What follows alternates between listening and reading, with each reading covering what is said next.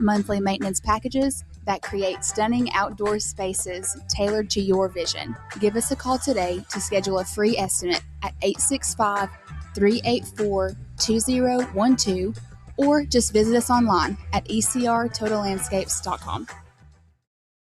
You're listening to FM 105.7 and AM 1340, WKGN Knoxville, and W289CU Knoxville, Fan Run Radio.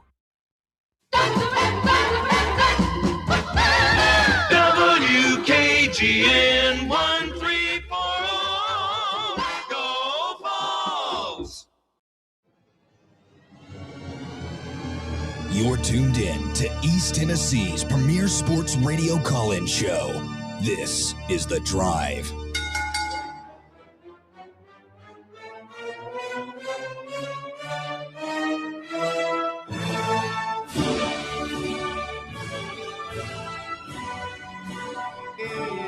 Hello, good afternoon, and welcome to another stellar edition of The Drive here on Fan Run Radio. Russell Smith punching the time clock on this Christmas Eve edition of The Drive. Good to be with you. 3:01 on a Tuesday. Russell, Barron, Walker. Bob has the day off.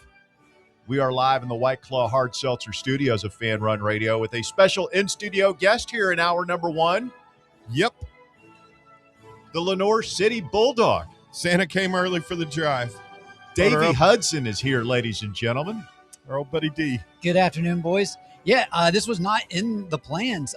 Bear hit me up randomly this morning and was like, hey, can you join for a hit? And I was like, what time are you thinking? And I was like, I'm actually going to be right down the road, so I can just stop in and join you all for the first hour, and I'm looking forward to it. Said, I'll do you one better. I'll show up in my Titans quarter zip, ready to go. Looking good, Dave. They finally got to win. That's the thing. They win when I want them to lose, so. So you were like, I want him to tank too. And Lucas Panzica got on here and kind of shamed me for that yesterday. I was like, I want the number one pick. I feel like if we had the number one pick, we could trade it. Yep. Boom. We got a lot of picks. Hit the accelerate button on that rebuild process, and away we go. But no, that's for losers. We want to win games. Cam's been progressing and improving, and that's when I stopped wanting him to tank because he, Well, it's he's one of a winner. It's one of those things where I wanted to see him continue to get better and develop. It's not to the point to where it's like, oh, they're going to promote McCoy, but yeah, at the same time, it's like, I want the offense to ball out and the defense to still show their flaws. But you would think Cam Ward, of all people, would understand, like in his position, you're married to this franchise for at least another 3 seasons. Like those picks are, it feels good to win in the short term, but you're going to be here for at least another 3 years, hopefully another 10 years. And the best way to accomplish that is draft picks. But whatever, we won't dwell on the sadness that is the Tennessee Titans right now. We got a little bit of hope. That's all I'm saying. I will say, like, you saw the pictures of the Chiefs' new stadium that are going viral, and like people are cracking on it because it looks just like the Titans stadium, which looks just like the Raiders stadium, which looks just like the Rams/Chargers stadium, which looks just like the new Redskins stadium, which probably looks just like the new Bears stadium that they're going to build somewhere eventually. And it did kind of strike me. It's like, man, like the first ones look like SoFi was really cool.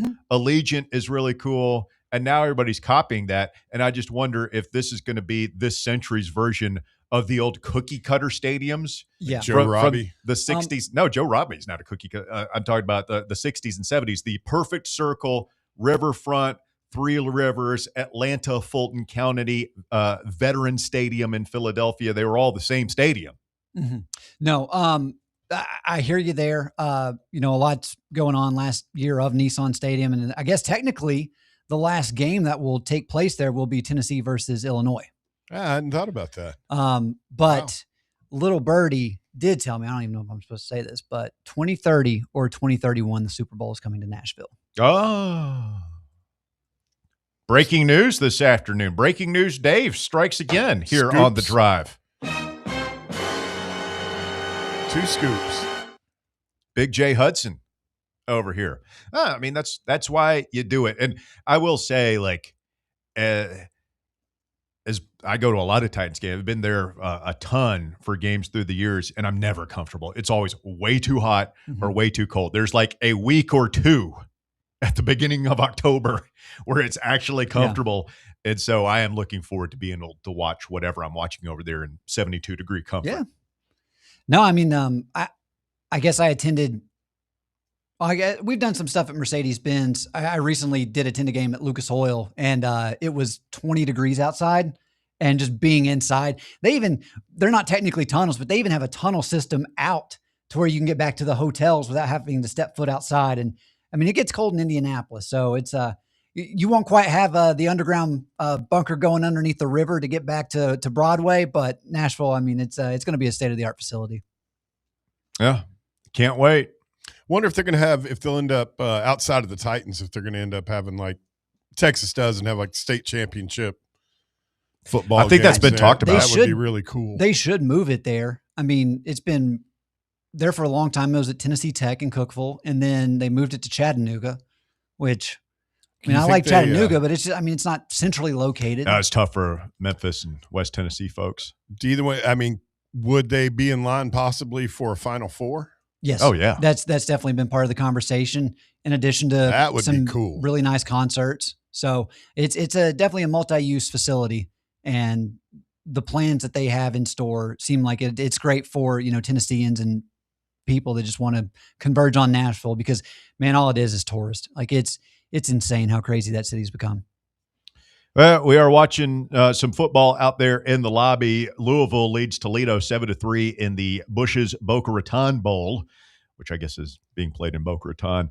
And you've got Jeff Brom now being the subject of coaching rumors in Ann Arbor. There's a lot of smoke out there that this might be the direction that Michigan is headed to try and money whip Jeff Brom to leave his alma mater in Louisville. I would imagine if that's their play, that we'll know something within the next 24 hours after this game is up. But not all the Michigan fans are over the moon. He's not with this news. What's his? I mean, like, I guess he was kind of halfway decent when he was at Purdue, after he took our job. And then he hasn't really moved the needle from what I've been able to tell at Louisville a whole lot. That's who you're going to get. I still don't like, if I'm Jeff Brom, I don't, even if it is Michigan. I mean, I feel like that whole, there was something new yesterday that came out about Sherrone Moore. I mean, it's toxic. I mean, who is Ward Manuel making the hire? Is Ward Manuel going to be your boss? No, there's no way they can do that. You're going to take a job when you're at your alma mater that it's Michigan, though. It's a blue blood. I mean, it's one of I know a handful of programs that the hottest of hot chicks calls you up once. We had the same conversation about Lane Kiffin and LSU, right? Oh, LSU's a train wreck. Look at the governor. Look at that clown down there. All this stuff. Like, nobody's saying that anymore. Well, no, because they all got on the same page. And he, they money whipped him. I don't think the sins of Sherrone Moore, who clearly troubled individual, are going to have any impact on the next coach. I did see where, like, Jed Fish was a name that they were talking about in something about him failing part of his background check or something. Like maybe there's something weird. Yeah, I do know. I can't remember the names to the Saugatuck guys. Butch Jones. He's from Saugatuck. I follow them on social media, so I'll see clips of them. And I can't remember. One of the guys was saying that they felt like that they were going to have to cut ties with anybody. They couldn't go to the Jim Harbaugh. Yes. Anybody involved. I did hear that. Let me ask you guys this question. Do you think the longer this goes on, the more likelihood that Kalen DeBoer is actually going to take that job? Or did the win over Oklahoma ensure he's back at Bama? No, because, I mean, here's the deal. If I'm him and, he's alpha of alphas, I mean, to me, he's got the best job. He does, but here's the thing. You talk about, the personal life outside of it. His wife only lives in Tuscaloosa for 6 months out of the year. Yeah, and I always said best job is relative, right? Like Lane Kiffin probably in his heart of hearts still thinks USC is the best job because he grew up for the most of his life in California. And that's where he had his greatest professional success as Pete Carroll's assistant. So, like, he might view that job differently than like a guy like Jeremy Pruitt, cornbread, who grew up. Gotcha. That, like, Alabama is probably Sure. his dream job.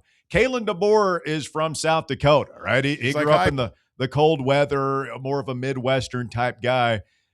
To Davey's point, like, Michigan might be more appealing to him and his family. If I'm Michigan, I would, like, there's no benefit in rushing at this point. I know the portal's coming up, but this is like the debate we used to have about, oh, you got to have somebody in front before signing day. And it's like, no, you don't. So You got to have the right coach. And so, like, I would just, I would wait. I would wait until Alabama's season is over and try and get in front of Kalen DeBoer and make him tell me no.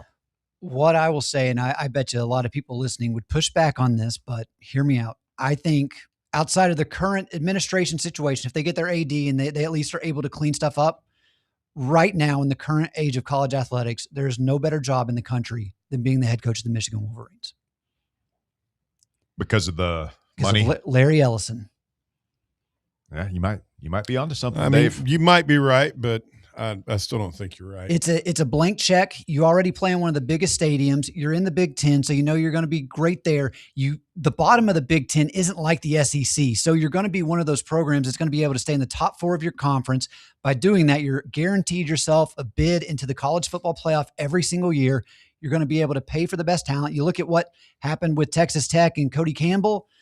You can do that, but you even have more money than Cody Campbell at a prestigious program. What happens when Larry Ellison decides he's ready to move on to the next thing? What happens when Jim Haslam dies? And his Michigan grad significant other is no longer in the picture. Is he still going to keep stroking those? They've got other. He's older. I mean, she's going to, I think, she's like 30 years younger than he is. Yeah. I think she's she's not she graduated around the same time I did. Like, that's a lot younger. Yeah. I mean, I don't know. I mean, it's definitely it's Paramount one of the bid. top destination jobs in college football. I don't think Tennessee's up there with Michigan, but I do think Tennessee is a destination job. It's pretty good. Mm-hmm. That's pretty good, man. But I think your overall point here, Davey, is that the schools that have big money boosters that just want to win are primed. And look at what's going on at Texas Tech right now. They're not going away, and like they're on the ascension. They're going to run that league for years to come and have an opportunity to be in the playoff, to be in Final Fours, to be in everything. And for schools like Tennessee, Alabama, LSU, Auburn, Florida, like all these schools that want that success. We've got the rabid fan base. We've got the facilities and everything. You're already starting to hear the term donor fatigue out there of these wealthy boosters who, maybe they're millionaires, 100 millionaires, but eventually aren't they going to get tired of every year coming? Oh man, like we got to have the money. Like, I mean, if we unless don't you've have got it, a billionaire. The way, to Davey's point, the way Michigan does, I mean, billionaires are on a whole different, I mean, they can continue to. So who has the billionaires? Michigan, Texas Tech, Miami, Tennessee. We've got billionaires with a B. I mean, last time I checked, the Haslams own how many in the family? Yeah, how many well, professional okay. sports Like, teams? do they Indiana. But do they have that weird thing where, like, I don't know. I get the feeling that the Haslams are willing to give, but it's not all about, like, they don't have, oh man, if I don't see Josh Heupel hoisting that big trophy in the next year or two, I'm just going to be really angry. The guy at Texas Tech's got that. Larry Ellison's got that. Like, that's what you want. You talk about the donor fatigue. Did you all cover the story of what Troy Aikman said about the current state of college football? Yeah. And to that point about Troy Aikman, that you want proof that it's just straight pay for play. I mean, look no further than his comment. What did he say? If you missed it, Troy Aikman was asked about the current state of NIL, and he stroked a check for UCLA to get a 5-star player. They didn't say who it was. Internet sleuths afterwards figured it was Dante Moore, the current quarterback at Oregon, but he paid a huge sum of money. I don't know the exact figure. And was the number that I thought I saw. And it very well could be that. Yeah. And after 1 year, the player transferred out of the program, and Aikman said at no point did he even receive a thank you from the player, and said, I am done. I'm not donating any more money to NIL. I mean, I so see that. Troy paid the kid to play for UCLA for a year. Yeah, I mean, I think that if you're these schools, it would behoove you to when you do get those checks, and if it's especially if it's like that and it's tied to one specific player, it's like when that player gets to campus, you want to have him develop a relationship, even if it's just for that year. Yeah. With your benefactor, right? Thank you notes, Christmas cards, maybe go out to dinner, things like that, just to show that gratitude. The other to that point as well, you would think that if it's Troy Aikman and you're a 5-star quarterback coming in, it would be best for all sides if the two of them would develop a relationship. I mean, you'd do a lot worse than having Troy Aikman as your mentor if you're a quarterback. You would think, but I mean, I think a lot of that is just mentality and upbringing, and it's like a Manning is probably going to do all of those things. Just to throw out, the most recognizable example was Nico, like whoever was writing that check. I don't get the feeling that Nico was incentivized to go hang out with whoever was footing the bill for him being here. It's just funny because the report that was coming out of Texas was that Arch Manning's taking a pay cut so they can build. He's taking around less him. of for the house revenue share. Yeah, he's taking he's less. Taking money. less of his. He's not taking his revenue share. Yeah, and then he keeps his NIL millions. Yeah, but they're spinning it as he's taking a pay cut to where they can better surround him for their championship endeavors next season. Both of his uncles did that. Tom Brady notoriously did that more than anybody else, and he got 7 rings out of it. Davey, when we continue and continue this conversation, get your thoughts on Tennessee in the portal, how we're going to allocate these resources. Everybody says safety. We got to have defensive players, and we do. But it starts at quarterback, and we have had these conversations throughout the year on voluntary reaction. I know you're a big Mestamaker guy. Of course, the other names that Tennessee's been linked with are Sorsby and Josh Hoover from TCU. We'll get your thoughts on that and other options for Tennessee in the transfer portal when we continue. We'll also open up the phone lines here if you want to call or text to the drive this afternoon. Our phone number is always 865-966-3435. 966-3435. Your number to get on the drive. It's Fan Run Radio. Merry Christmas Eve. We're back with more right after this. The Drive. Ho, ho, ho! Merry Christmas and a Happy New Year! Ho, ho, ho, ho! 105.7 FM, 1340 AM. Online at fanrunradio.com and streaming on the free Fan Run Radio app. This is Fan Run Radio, Knoxville. Everyone loves a Smoky Mountain Christmas, and there's no better place to celebrate with friends and family than Smoky Mountain Brewery. It's the best place to watch all of college football's playoff and bowl game action, as well as exciting Tennessee basketball. While you're there, be sure to pick up everyone's favorite stocking stuffer, a copper card, and you'll be the hero of the holidays. Smoky Mountain Brewery, with locations in Turkey Creek, Maryville, Pigeon Forge, and Gatlinburg. Great food, great fun, great people. Smoky Mountain Brewery. Matlock Tire Service and Auto Repair wants to make sure your vehicle is as ready as you are. The last thing you want to do is spend your time on the side of the road waiting on a tow truck. Schedule an appointment at Matlock Tire to have your vehicle checked out before you go. Tires and batteries, belts and hoses, fluids and filters, even the AC. Visit Matlock Tire Service and Auto Repair in Lenoir City, Athens, Maryville, and Kingston Pike in West Knoxville. Schedule your appointment online at MatlockTireService.com. Matlock Tire, keeping you on the road since 1953. Hi, I'm Dr. Jacob Wolko. Here at Knoxville Smiles, every smile is unique and every smile has a story. We would love to get to know you and help you smile brighter with confidence. If you've been looking for a dental home that treats you like more than just a set of teeth, we would love to welcome you to the family. Please give us a call at 865-539-1776 or visit us at knoxvillesmiles.com. Smile brighter with Knoxville Smiles.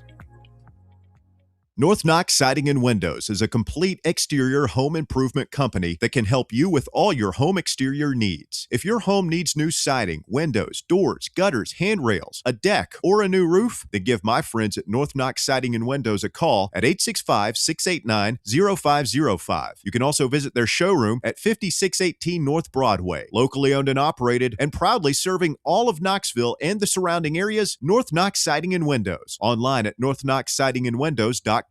Fall fans, reimagine your home at Broadway Carpets and Flooring for any remodeling or building needs. With a variety of carpets, rugs, hardwood, vinyl, and stone, Broadway has all the flooring and installation options you're looking for, including pet-resistant products like Pet Perfect Carpet from Shaw Floors. Visit their showroom in downtown Knoxville or the location in West Knoxville located on Kingston Pike near Pellissippi Parkway today.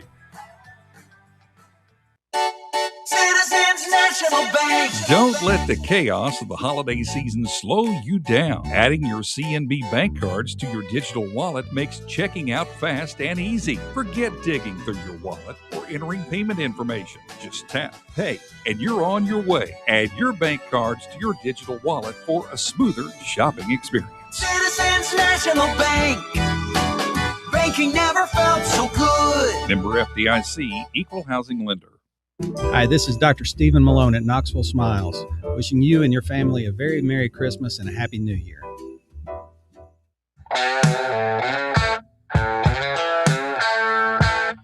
Back here on The Drive, Fan Run Radio.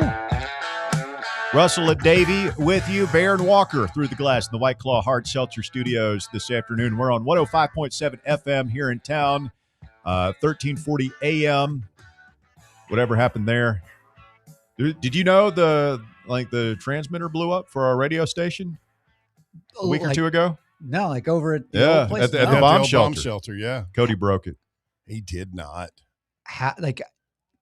Do we know what caused it?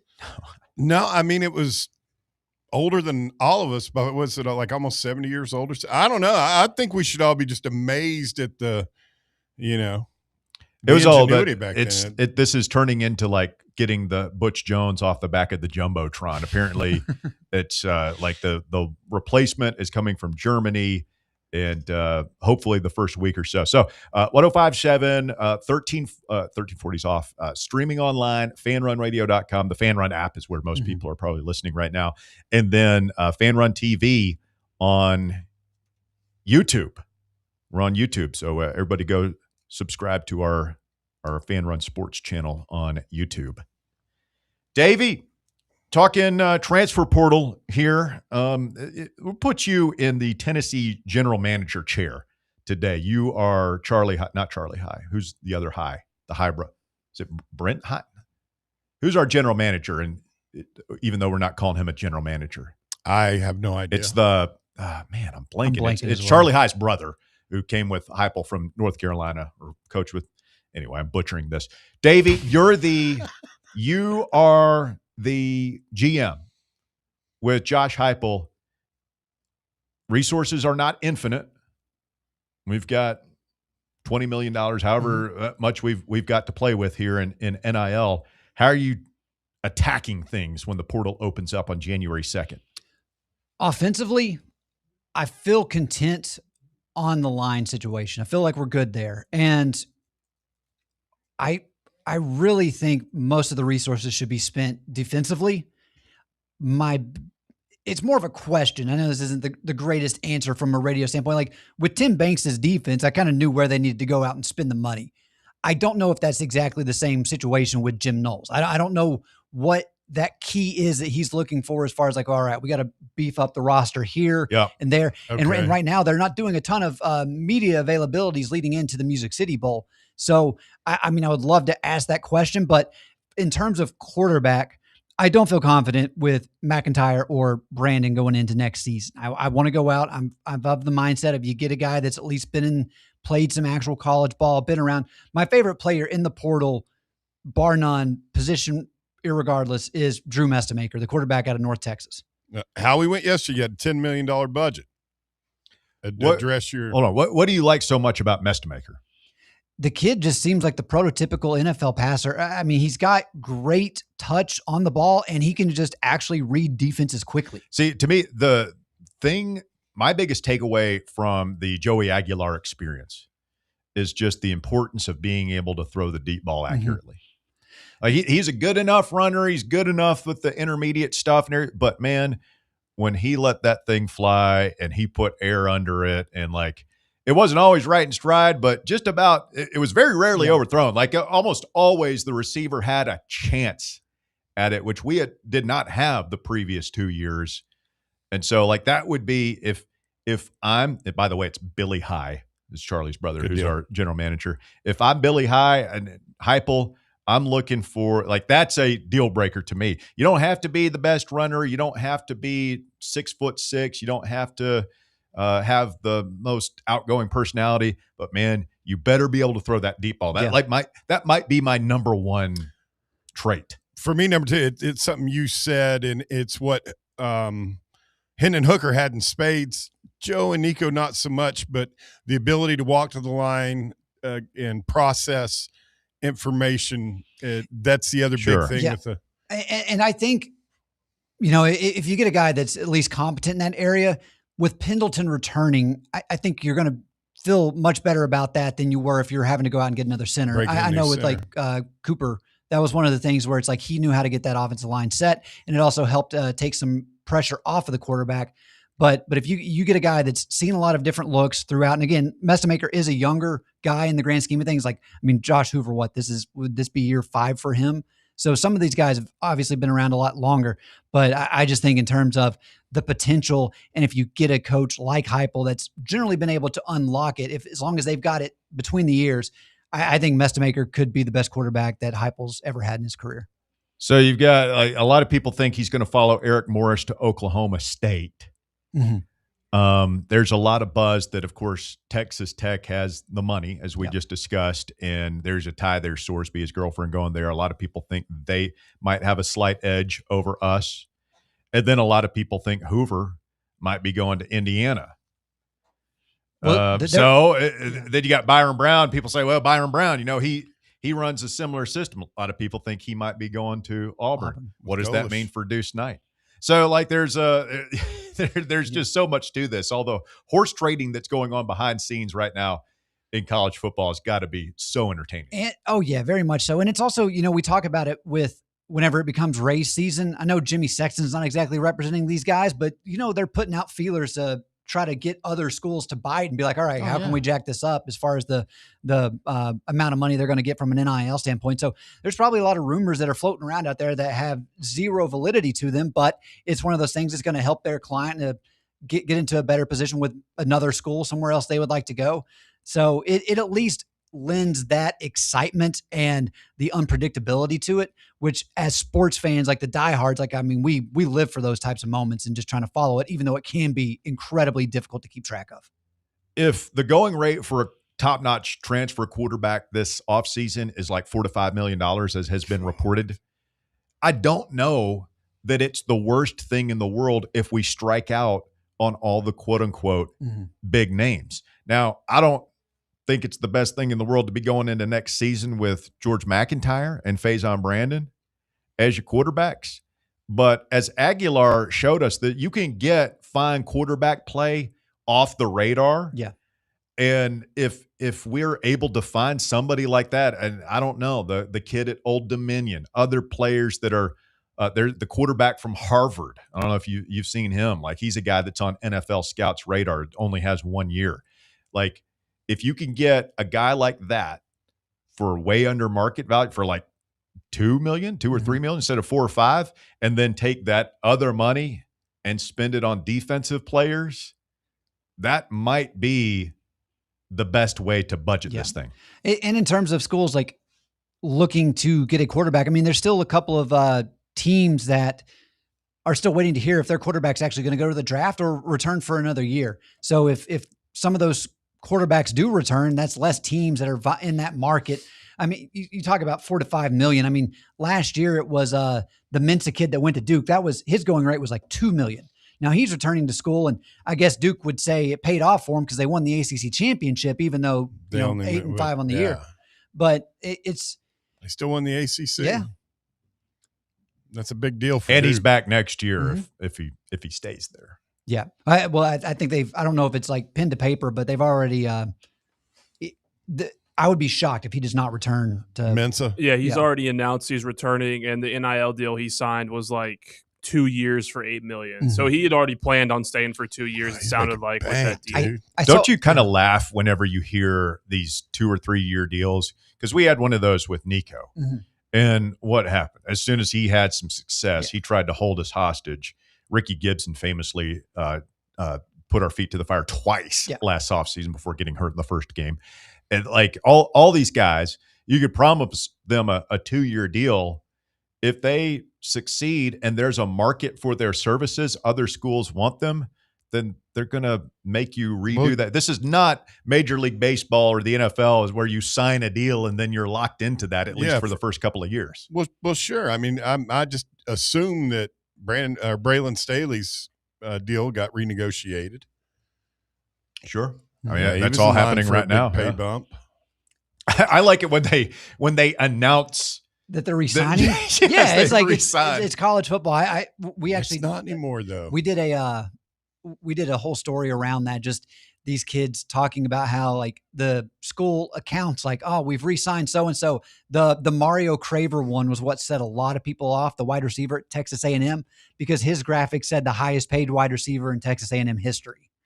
So it's like they're falling to those things where it's like, you know, it's like, oh, this guy reset the market for the NFL this off season, but now it's like, okay, now it's hit the college ranks, and it's aggravating a lot of people. Hey, Davey, tell everybody what you do. You say we did a big story. We don't highlight. Everybody knows you're with Outkick now, but you've switched shows this year. Tell everybody what you're doing. Yeah, so I'm doing a show with former college basketball coach Dan Dockich, and Dan definitely very controversial guy, definitely a lightning rod. But I will say, in terms of some of the people I've been able to meet in the landscape of college athletics and sports across the board, it's been a fantastic year.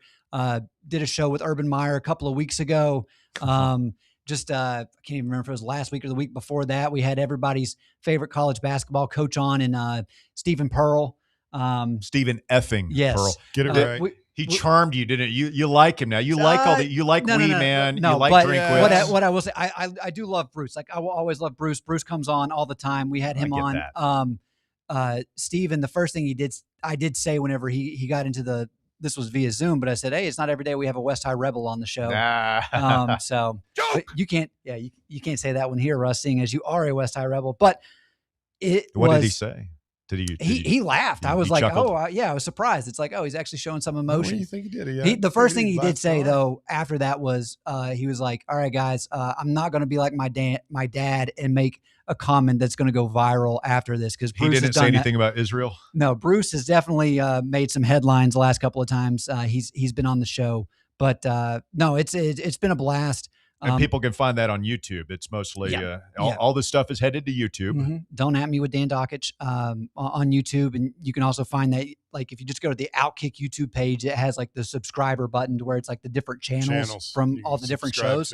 Yeah, so that's. I'd imagine that Dan, particularly for you being like a Duke fan growing up in college basketball, that people don't know Dan Dockich was on Bobby Knight's staff for a long time, and it was one point thought to be his successor at Indiana, and of course, you know, whatever happened there. The Bobby Knight stories I get from Dan are great. Man. I sent you guys photos of this, but we went up to Bloomington and we did a behind the scenes tour of Assembly Hall, like walking through, like going down memory lane with Dan, I love that arena. Which was crazy because they were shooting. We didn't know this when we were going into it, but the next year is the 50th anniversary of the 1976 undefeated Indiana Hoosiers Quinn basketball Buckner. team, last one. And so I got to meet Bobby Wilkerson and Kent Benson. Yeah. They were there, so got to do some cool things talking with those guys. Have you been to any games there yet?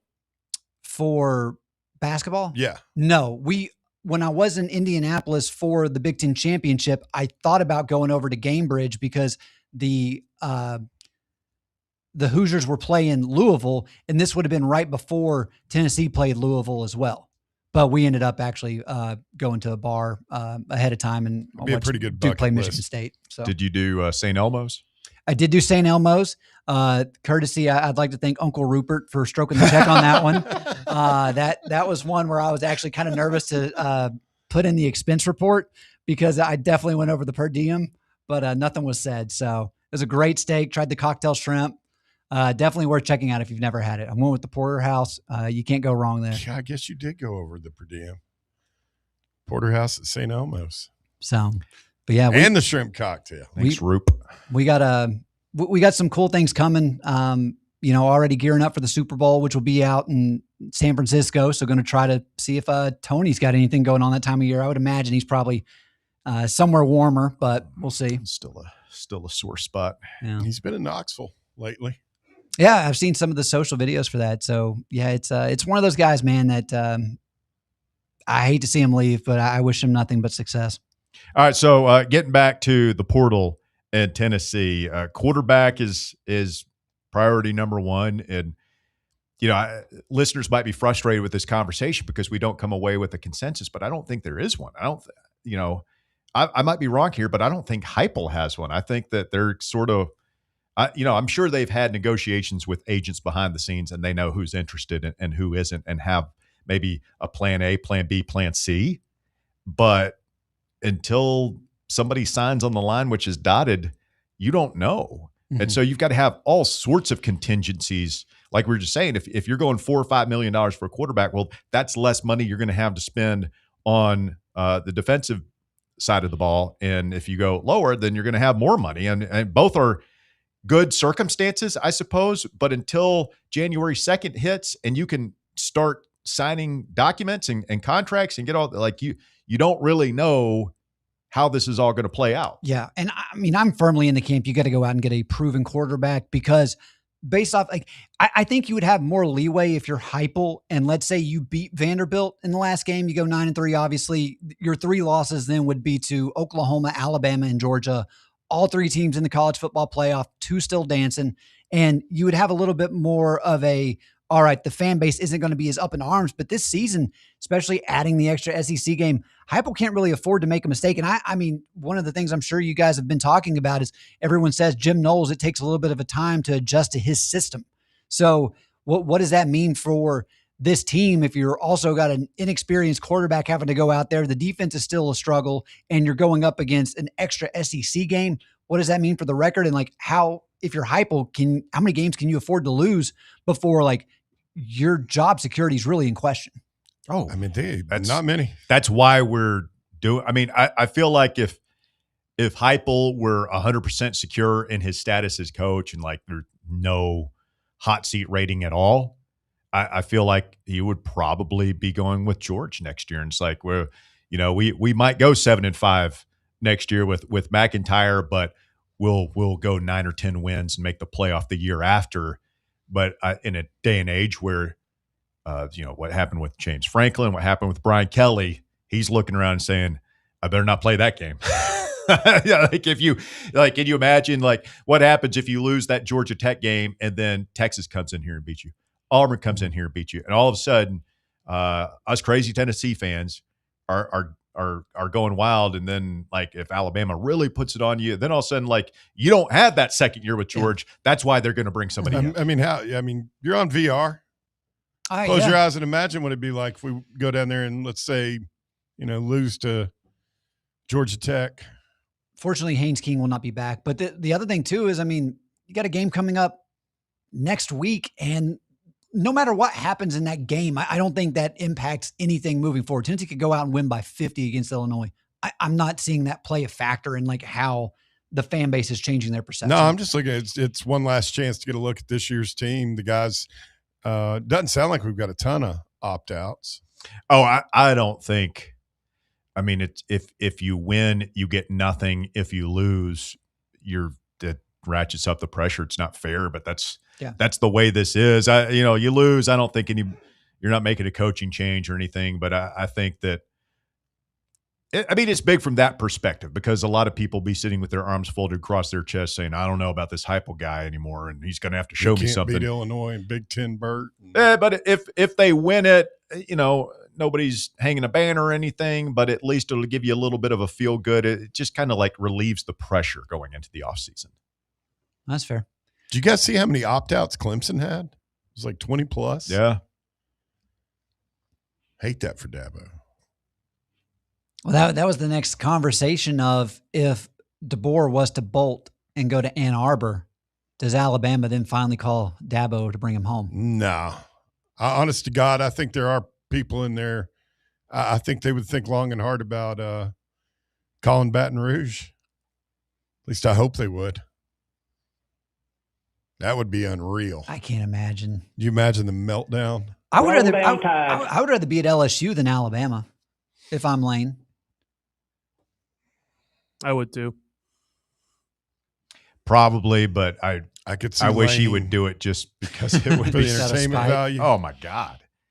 I mean, I know he tried to get involved when Saban stepped down. I mean, that's what everybody's kind of said, that he meant that they didn't want to even. You think in hindsight they wish they had done that instead of DeBoer? Probably. Ask me in 3 weeks. All right. One more segment with Davey coming up here after the break. You're listening to The Drive. It's Fan Run Radio. Back with more right after this. The Drive. For the fans. By the fans. This is Fan Run Radio. Knoxville. Timeless traditions start with the ones we love and what we bring home for the season. Bring Inward Half home this holiday. Comfort and performance, made for the journeys you take and the memories you make. For quiet moments or the days you'll remember forever. From performance polos to cozy hoodies, modern apparel for men, women, and kids, there's something for everyone. This holiday, make tradition comfortable. Make it memorable. Make it Inward Half. Hi, I'm Dr. Jacob Wilco at Knoxville Smiles. Have you ever wanted to improve the look of your smile? We know firsthand what the power of a great smile means to a person's confidence and health. Our team of doctors can provide you with an array of options for helping you achieve your cosmetic goals. From simply moving teeth into a better position, to reversible cosmetic bonding, to full mouth implant-supported dentures. It is our goal to help patients feel good about their appearance while achieving optimal health. Want to learn more? Call us at 865-539-1776 to schedule an evaluation, or visit us online at knoxvillesmiles.com. Running a business, coaching a team, planning your next big event, you need more than just gear. You need SM Athletics and Logo Solutions. Custom uniforms, branded apparel, promotional products, done right, done fast, and built to show off your brand with pride. From local businesses to high schools to major universities, SM Athletics is trusted by winners. Get real service, get real quality, get noticed. SM Athletics and Logo Solutions, where your brand comes to life. Visit smathletics.com and let's build something great together. Yee-haw! I've been hooting and hollering ever since I started betting with the VIP Play app. VIP Play has more than 200 leagues, every bet type you can imagine, live betting and live hosts, all with 24/7 support from real live people when you need them. Start betting better with the VIP Play app today. Don't be a better, be a better with VIP Play today. Download VIP Play today or head to VIPPlayApp.com. Make sure you use the promo code FANRUN to take advantage of their welcome bonus and so they know that we sent you. Gambling problem? Call 1-800-8899-789. Must be 21 or older and located in Tennessee to bet. This football season, crack open a cold beer that doesn't fumble the flavor. Garage Beer is 100% beer-flavored beer. No gimmicks, just cold beer. Co-owned by the Kelsey brothers and brewed right here in the Volunteer State, Garage Beer is perfect for fall fire pits and Tennessee tailgates. So pick up a 12-pack today of the official beer of Football Fridays on Fan Run Radio. Garage Beer, 100% beer-flavored beer. Barley's has live music on weekends, general team trivia on Wednesday nights at 8 p.m., and now live sports trivia, courtesy of the Knoxville Trivia Guys, every Thursday night upstairs. The game starts at 7 p.m. and is free to play for everyone, so head on down to the Old City and show off your sports knowledge and win gift cards to Barley's. Use those gift cards to buy some delicious food and drinks, and you can take it all in with their wide selection of TVs and indoor projectors. Barley's Tap Room and Pizzeria. Got a problem tree looming over your home? Call ECR Total Landscapes. Whether it's trimming, removal, or storm cleanup, our certified pros get the job done safely and efficiently. We're licensed, insured, and ready 24/7 for emergency calls. Big or small, we cut them all. ECR Total Landscapes. Call now for a free estimate, 865-384-2012, and mention promo code FANRUN for free stump grinding on any tree removal now through the end of the year. Also, visit us at ecrtotallandscapes.com. Just hear those sleigh bells jingling-a-ring, ting-a-ting-a-ling-a-too. Ring-a-ling-a-ling-a-ding. Come on, it's lovely weather for a sleigh ride together with a Jew. All right, Fan Run Radio, the drive continues. Davey Hudson hanging out in studio with us this afternoon. Dave, let's talk a little hoops before you get out of here. Tennessee, latest bracketology from Lunardi, back up to a 5 seed after beating Louisville last week. He's got us 5 seed playing 12 seed Yale. In the East region. We would be this would be UConn would be the 1 seed here. Oof. Those Ivy League teams always scare me. Being a 5 seed scares me in the 5-12 matchup. Who's the there's that. Who's the last Ivy League school we ran into? Was it Princeton? That's a good question. When did we play Princeton? Or maybe we didn't. Was it? I thought we played. I don't remember. Harvard, maybe. Who was the? It wasn't an Ivy League team. Did we play Bucknell or somebody in the second round of the tournament? With that year we played Iowa. It was the Conzo year. No, it was the Grant Admiral team that lost to Purdue. I thought we Colgate. Played we played Colgate. Oh, That's Colgate it. to start off. That's yeah, who I was thinking. They're not Ivy League, are they? No. No. Can you name all the Ivy Leagues, Dave? We also played. No. I could start with Harvard, Brown, Yale, Princeton, Dartmouth. Ooh, Dartmouth. That's a good one. I'm blanking 5. on others. There's another Missing one. 3. There's another How one many- we we're played missing in 3? We I think played so. Cornell. Yeah, we played them in 2010 in the tournament. In the second Columbia. round. We played Cornell Yeah, Columbia, in I forgot about them, 2010. man. Columbia. We're missing one. Mm-hmm. I can't remember what it is. Hold on. McClure No, asked no, me this the it's, other night. It's some. No, It's not going to come to me. I'm going to look it up.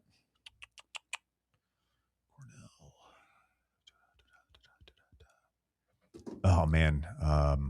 Oh, yep. Okay. Yeah. Want me to give it? Give me a state. Pennsylvania. Penn. Yeah. Penn, yeah. Yeah. A little bit of a giveaway. All right. A little trivia there. You feel how do we feel about basketball? Not great overall. I'm really frustrated with how that Houston game, I just saw everything come together and I'm just like, all right, this is finally This the is year it. for Tennessee to be a 1 seed. They've got great depth. They're going to be solid with, Jacoby running the show. The guard play looks really like it's even improved from last season where you made an Elite 8. And then, you have the Syracuse game, which it's like, all right, it's one bad game. You can figure it out. I mean, I know they lost to Kansas, but again, they probably a little tired. You're not going to have to play 3 straight days. But then, I mean, Illinois, the way that just went down, I was like, oh my gosh, is this team even going to be Did you top see 4 seed? how bad they beat Mizzou yesterday? Illinois. No. It was like 90-50. Like they beat the brakes off. Well, Mizzou. hopefully they're just a lot better than everyone was what I'm kinda anticipating. But then, I thought Louisville, they were going to put it together, and I was expecting a much closer game. So I was very happy to see Tennessee bounce back after having a little bit of time off and getting it together. And hopefully going into SEC play, things are going to, really start to solidify once you gel some more. But the SEC is not going to be as good as it was last year. You're not getting 14 teams in. So I'm curious to see whenever it's all said and done with the rankings, it's like, how much is that going to help you in the net whenever you're comparing the SEC this year compared to what, some of those big wins would have meant last season. So or who a do you loss. think the top teams are right now? Michigan. Michigan's the best team. No, in the SEC. Oh. Florida's going to be right back up there. I mean, it's another really good team. I'm not sold on Auburn. What are your thoughts on Arkansas? I was going to ask about Vanderbilt. They're going to be just like last year, in my opinion. I don't think they'll make a deep run into the tournament, but that's a solid tournament team that you don't necessarily want to face. But it's going to be that's our first game in SEC play. I mean, I could honestly see them getting the win. Lunardi has Vandy as a 2 seed right now. They're really good. I think once they actually play, some teams are going to come back down to earth a little bit, but they're definitely improved from last year, and that that's a program that I think could be coming back very soon. He's got Florida as a 5 seed, us as a 5 seed. He's got Georgia, interestingly, in there as an 8 seed. He's got LSU in as a 9 seed. Really? Alabama is a 4. Arkansas is a 6. Auburn is a 7, and then Kentucky is a 7. I still think Florida will repeat as SEC champion. Have the roster for it, for sure. I haven't watched absolutely everybody, but there's so many teams with so many new people. Florida, new backcourt. Mm-hmm. We've got a new backcourt. There's just like the conversation we're having about our team having to gel. Yeah. Like everybody else is having, because that's college basketball now, and even college football, where like you don't have a program anymore. You just have a team every year. And it's a new team. You wear the same jerseys and everything, but it's not. And I think that's something that we're probably struggling with more than other fan bases, is because we have had a program the past couple of years. We had Jemai and Zakai and Gainey last year, guys that had been in our program for so long.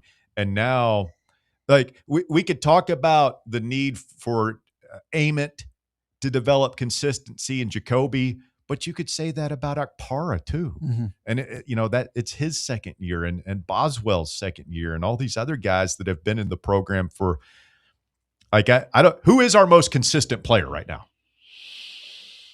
Definitely not Ament. Like, might be Dwayne Brown. Carey. He's been up and down. He's up and down. You at least know you're going to get the physicality. But as far as foul misses. That's a great question. I haven't thought about that, but yeah, you don't really have a guy that's been consistent through and through that you're expecting to play 10 plus minutes each game. And that's got to drive Rick Barnes crazy. Oh, it's got to be infuriating for him. Lunardi has 10 Big Ten teams getting in, 10 SEC teams, 8 from the Big 12, 8 from the ACC, 5 from the Big East, and 2 from the West Coast Conference. It's what, Gonzaga and St. Mary's? I would assume so. Yeah, I mean, from an ACC standpoint, before last week, I would have said Michigan. Well, I know that's not an ACC team, but Michigan, UConn, and Duke would be my top 3 teams right now. You could probably throw Purdue into that conversation. Duke really struggled late against Texas Tech, couldn't hit a free throw. So I've got some concerns. I know they're young, but what about the Wildcats? Arizona? Lloyd's got him a really good team. For whatever reason, I struggle to always buy into Arizona. Like, I think they'll have a good team, but then whenever the tournament comes, it's just like, they're gonna. That goes all the way back to remember Lute Olson in the '90s, Russ, and I mean they got over the hump though. Miles Simon and Stoudemire was a good team. 97, I believe, beat Kentucky in overtime. Great championship game. Yeah, for the last several years, for whatever reason, I just struggle to trust them come tournament time. But they look good from what I've seen so far. Say that about us. Well, I mean, we've at least made, back-to-back Elite Eights. Yeah. It's just the draw has always been to our detriment for whoever that 1 seed we have to play is. So chances of us making the Final Four? This year, well. Give a percentage, 1 to 100. Talking like 50%. Make the Final Four. 50% to make the Final Four. I would love that. That was like 20% or less. I would probably put it at around 10% max. I think the losses you're telling me there's a chance. Yeah, I think the losses you already have on your schedule, while they aren't terrible losses, it's going to hurt you in the seeding.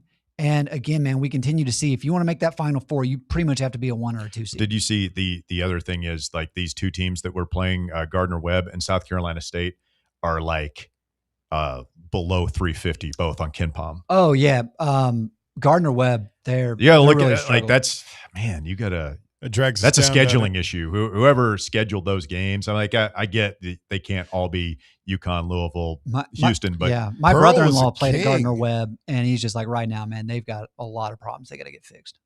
I mean, Pearl was the king of scheduling. That coach was hilarious. Did you guys see any of the comments from the Gardner-Webb coach? No, I hadn't. He said at one point, one of his assistants was yelling at one of their defenders for giving up a blow-by to Jacoby.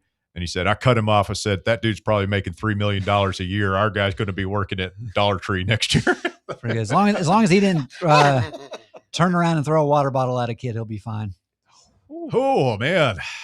That was a bad one. I'll let Cooley. He apologized. I'm sorry. That was. I'm sorry. It's a tough video to come back from. Somebody, there was another water bottle. Penny threw a water bottle in the Penny NCAA did. tournament. Oh, yeah. It was bad, but he didn't hit him. But he didn't hit a kid. Poor Penny. Oh, somebody got hit in the face. In the face. Somebody threw a water bottle off. It bounced off the floor. Hey, Davey, good to see you, my friend. Merry Christmas. Merry Christmas to you boys as well, and to all the listeners out there. Always love the opportunity to come in and stop for a chat. And, fortunately, we'll be talking again soon. I mean, week from next today. week, yeah. Hey, big week. Next week, a week from today, we're going to be doing the show live at the Tennessee Tap House. It's going to feed right into the Music City Bowl, which kicks off, I think, at 5:30. Nice. So we'll go right up to kickoff, and then we'll sit there and watch the game. It's a great place to watch games, TVs everywhere, great food and beverages. So come out, see us, Tennessee Tap House on Parkside Drive. Yes, they do have beer. We drank beer. So I liked beer. Still like beer. We will enjoy it. So much beer. All the beer you want. Are you going to be in town? He might be at the game. Yeah, that's still up for debate whether I'll be at the stadium. But even if I am, I would leave in the third quarter to get back and be set up for VR. True professional. Dedication right there. Davey Hudson, ladies and gentlemen. Check him out on Outkick with Dan Dockich. Weekdays, you can find that on the YouTube machine. Hour number 2 of the drive coming up on many of these Fan Run affiliates. It'll begin with Walker Smith and the top 4 at 4. Stay tuned. It's Fan Run Radio. Back with more after this. The Drive. This is Bo Kregner with the Kregner Group at Realty Executives. There's nothing like being home for Christmas. If you're thinking about a fresh start and a new year, or selling while buyers are still active this season, our team is ready to help you make your next move a joyful one. Call 865-742-1035 or visit BoKnowsHouses.com. From our family to yours, Merry Christmas, and thank you for letting us be a part of your story. The Kregner Group, walking by faith, serving others. Have you ever found yourself wishing your clothes looked brand new again? Whether it's your favorite suit, that little black dress, or your comfy winter coat, Crown Cleaners can make it happen. From stubborn stains to delicate fabrics, the expert team at Crown Cleaners uses the latest cleaning technology to ensure your clothes come back looking and feeling fresh. Visit one of their 2 area locations, Kingston Pike on Bearden Hill or South North Shore Drive near Dunkin' Donuts. Online at crowncleaners.com. Crown Cleaners, a tradition of excellence. Hey Knoxville! Surfside iced tea and vodka, made with real brewed tea, is only 100 calories, 2 grams of sugar, with no bubbles and no troubles. That's right, 0 carbonation, so it's easy to sip and enjoy. Headed to a game day or party at a friend's house? Bring an iced tea or lemonade variety pack from Surfside, or try their green tea and new raspberry tea vodka. Find the can with the sunset stripes this season. Surfside iced tea and vodka, sold at bars, restaurants, and stores near you. Surfside iced tea and vodka, sunshine in a can. Must be 21 or older. Enjoy responsibly. Are you a federal employee facing workplace challenges like suspension or removal? Are you concerned about your security clearance with any federal agency? You know the Griffin Law Firm is your trusted ally in military legal matters. But did you know they also specialize in civilian federal employment law? If you're a federal employee facing workplace challenges like suspension or removal, if you're concerned about your security clearance with any federal agency, the DOE, FBI, FCC, or DOD, you might not know it, but you do have legal recourse. The Griffin Law Firm specializes in federal employment law, military law, and security defense law. VFL Marshall Griffin and his experienced team are ready to make your problem their problem, no matter which federal agency you work for. Don't face federal employment issues alone. Remember, remain silent, request counsel, call Griffin Law, 888-707-4282, online at griffinlawdefense.com. Hey, Vols fans, Cody Brown here. I grew up right here in Tennessee and know what it means when someone says, I've got your back. That's why you can trust Farm Bureau Insurance of Tennessee. Whether it's your home, your vehicle, your family's future, or the business you built from the ground up, we will show up for all of your insurance needs. We are Tennesseans who understand what matters, which is doing right by you. Insurance is not all about just paperwork and policies, but it's about the people we insure every day. So if you want insurance that hits home, give me a call at 865-992-3871. Go Vols. You're listening to FM 105.7 and AM 1340. WKGN Knoxville and W289CU Knoxville. Fan Run Radio. This is an important medical message from Men's Pro Knoxville. If you're a man over 30 or you love one and you've noticed changes that come with aging, performance and intimacy challenges, those aren't random off days. They're often signs of biological change and ED showing up in your life. Now is the time to act. I'm Evan Bass, and I started Men's Pro Knoxville because I saw the difference great medical care makes. We've been working hard every year to level up so you can too. Listen, sign up for some subscription pill and sure, something might go up, mostly your auto renewal fee. Men's Pro Knoxville gives you a plan, here locally, not guesswork from the internet. Our trusted urology-based medical providers focus solely on men's health, ED, performance, and now Peyronie's treatment to enhance your life. We get your labs in 30 minutes, then build a treatment plan tailored to you. We even offer new treatments that might keep you from using a pill every time. Imagine confidence returning in intimacy? Yeah, it's back. Join the community of successful men in Tennessee transforming their lives. Call 865-544-8220 or book now at menspronknoxville.com. That's menspronknoxville.com. It's time for the Drive's Top 4 at 4. All right, here we go. Hour number 2 of the Drive. It's Fan Run Radio. Top 4 at 4. Walker, hit it. Thanks, Russ. At number 1, Tennessee tight end Miles Kitselman is the latest senior Vol to be selected to play in an all-star game. Kitselman will play in the American Bowl, joining Tyree West in Orlando. The Vols now have 5 players invited to all-star games. We've got 5 now? Yeah, we got 5. It's Kitselman, Tyree West, McMurray, Bryson Easton, and Amari Bailey. Okay. I'm always now with these guys, the Senior Bowl guys, I'm wondering where they're going to – what pro team they're going to end up at. Yeah, I always hope so with these guys. You know, these all-star games, I forget how many of them there are out there that all these guys play in. All these guys, I mean, who all – okay, let's go through the list again. Kitselman. He might make a roster. Maybe. Tyree West. He's going to I don't know. McMurray, I don't really think so. I mean, you never know. I mean, Emmanuel Mosley started and, signed a really big contract before he started blowing out his knees. But that's true. I mean, that's one of the things about Willie Martinez. He churns out, professional quarterbacks. But who was Bryson Easton? I think he'll definitely make a roster. I think. And Amari Bailey. Huh.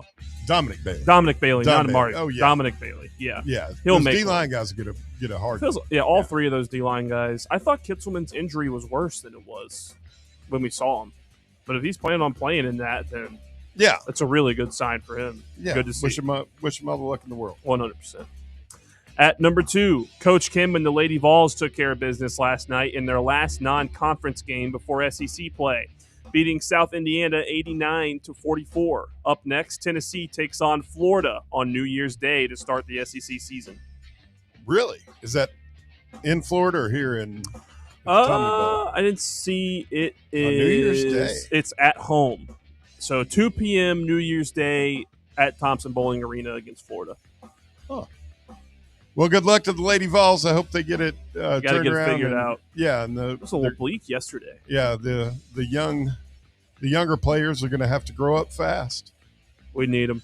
We just got to rebound, man. Not having Ruby Whitehorn is tough. Can't get out rebounded by 25 against the team. But we don't have Ruby Whitehorn. We don't. We do not.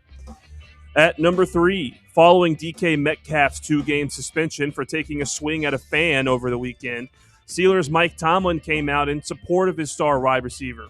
Quote, "He did explain to me why he did what he did, and I certainly don't condone the behavior, but I do support DK. I think he has a hearing this afternoon, an appeals hearing, and I certainly don't want to weigh in prior to that. There's been no confirmation of a lawsuit against Metcalf just yet, only speculation based on the incident." Yeah, I saw that. I can understand the 2-game deal. The part that's really is just mind-boggling to me in two respects. First, you can't throw a punch. You can't swing. You can't punch. You got to let team security, stadium security, NFL security handle this for you. But by taking that swing, apparently his next 2 years are no longer guaranteed. 2 years? Yeah, it's like $45 million in guaranteed money. Woo. In his guaranteed money. Now, he could still get paid it, or if he gets some kind of break on his appeal, his suspension appeal, which, the NFL, I'm glad Russ is back with us. It was really, we were going to talk about this today. They haven't, they've not granted anybody any of their appeals so far this year. No. And this one, probably clear cut. Like that DK Metcalf. He threw a punch at a fan. No one knows what the fan said. It was a 2-game suspension. He's appealing it. He's probably going to lose that appeal. Does it matter what the fan said? Well, here's the deal. It's not just the fan said something. This is not the first run-in he's had with this particular fan. Oh, in his career. Really? Yeah. Is he like the "you suck" guy from Jackass from Happy Madison? He follows him. Happy Gilmore. Yeah. That's what it sounded like to me. And I get that he can't do that, but you've got to look at the bigger picture. Is what he did, does that warrant suddenly taking him from being guaranteed $45 million to not? I don't think the Steelers will do that to him. The 2 games, I don't know. I wouldn't think it arises if they that. cut him, there's going to be a market for DK Metcalf. Yeah, he'll be fine. He'll be fine, regardless. I'm surprised that they didn't suspend him for the rest of the season. Well, that to me, that the suspension is the one that I guess it's the rest of the regular season. But if they make the playoffs, I thought that they might say, throw the book at him and say, "Hey, this is a hard line in the sand. No, you can't play football for the rest of this season. We'll see you next year, and if it ever happens again, you're banned from the game." Well, didn't this happened earlier this year, didn't it? Remember, I think it was the Ravens-Bills game, and it was like Lamar Jackson was walking by the Bills, and a similar thing happened where he started jawing at a fan. It's not the first time this happened. Did he put hands on the guy? Or I'm trying to look it up and remember, but I don't think he threw a punch. I think he might have grabbed him. But I've always wondered if people like this are just looking for, they just did the mental math in their head and said, you know what? I'd risk a broken jaw from this professional athlete if it means I get to sue him for about $1 gazillion. Yeah, Lamar pushed the guy. I don't think he got a suspension. No, he wasn't disciplined by the NFL at all. Got to respect that. Oh, just taking it? Yeah. Would you let DK Metcalf just throw a right cross, mess you up, punch? You're eating through a straw for a couple months if you thought you could get a couple mil out of him. Jake Paul did it for 90? Yeah, it's a lot of money. It's true. And I don't know if it'd be, honest to God, would $90 million? Would you let Anthony Joshua hit you like that? Not Anthony. That would kill a man like me. I don't know. If you could guarantee me that I'm going to live, hell yeah. If I guarantee I could heal properly. Yeah. Mostly properly. Maybe $90 million, bro. Maybe a scar. You can get that. $90 million. You get to keep $50 million. Dude, he set up. He looks pumpkin, and we'll move along. Oh yeah, those pictures. He looks like a pumpkin. Oh yeah, they're bad pictures. It's hilarious. And at number 4, bowl season continues today with 3 games. Right now, Toledo and Louisville are battling in the Bush's Boca Raton Bowl, with the Cardinals leading 7-3 in the third quarter. Later on, Western Kentucky plays Southern Miss in the New Orleans Bowl at 5:30, and UNLV plays Ohio in the Scooters Coffee Frisco Bowl at 9 p.m. Yes, the Scooters Coffee Frisco Bowl, a tradition like none other. They got pretty good coffee. Never had it. Yeah. I personally am waiting for Friday. What's Friday? 26. Well, you got a full slate. You've got Central Michigan, the Chippewas going up against Northwestern in the Game Above Sports Bowl. You got New Mexico taking on Minnesota in the Rate Bowl and Rate. The Rate Bowl at Chase Field in Phoenix. And then at 8, Chase Field, that's cool. You've got the Roadrunners of UTSA playing against Florida International at Gerald Ford Stadium in Dallas, home of the SMU Mustangs, in the Serve Pro First Responder Bowl. And, for me, Bear, it doesn't get any better. I haven't done this riff yet this year. No, I've been waiting on it. For me, I mean, I just think about growing up. I mean, this time of year, the holidays, bowl season, it's about nostalgia. And I think about the tradition of college football because that's what it's all about, right? It's about tradition.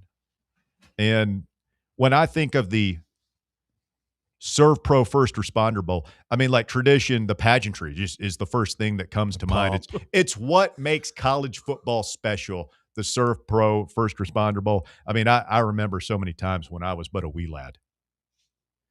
And my father would call to me from his study. And he would be sitting in there in his favorite chair in his smoking jacket with his feet up on the ottoman and his favorite pair of slippers, smoking his pipe. And he would turn to me with a gleam in his eye. And he would say, "Son, come here." And I would waddle into the room. "Yes, Papa."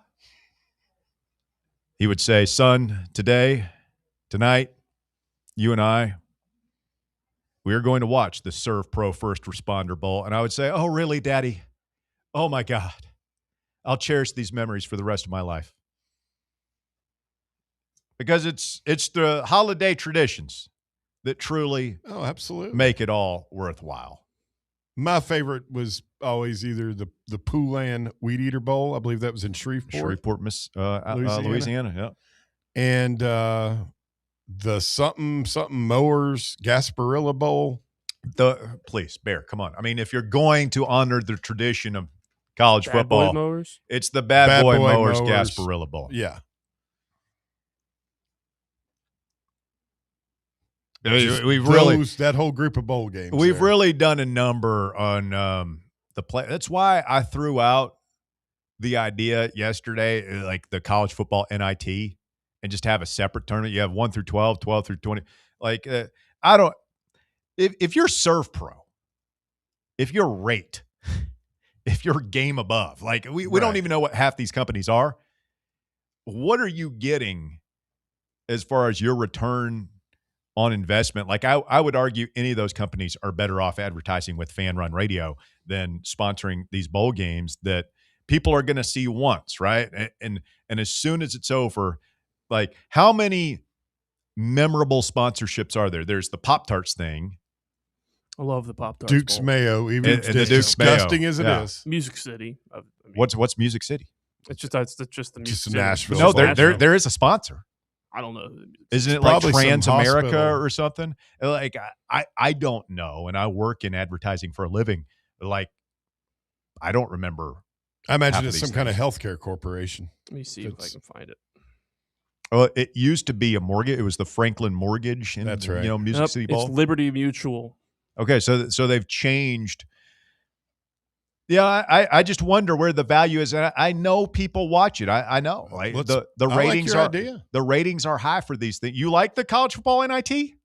Absolutely. If you want to keep these kind of bowl games relevant. It was Bob. You were gone.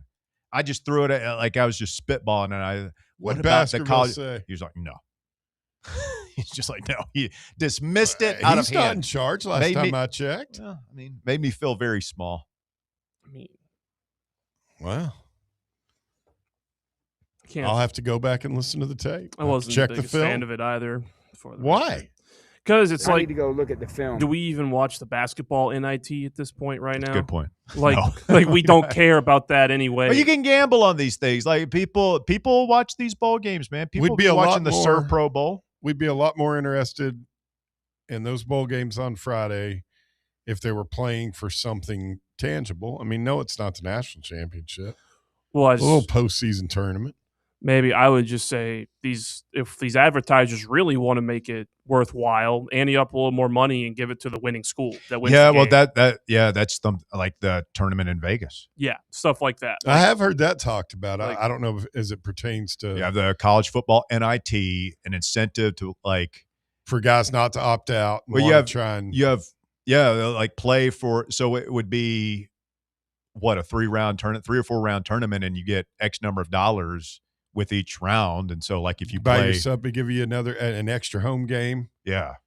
Make some deal with the teams that are in it. Do some kind of revenue split. Did you see Lanning talking about that? And I think that may be where I saw it. He was saying basically Texas Tech deserves to have a home game.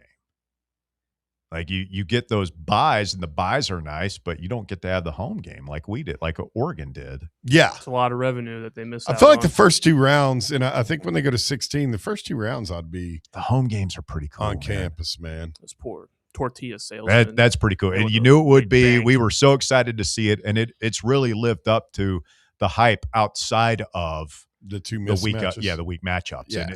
And that's easily fixable. We all know what has to be done. Mm-hmm.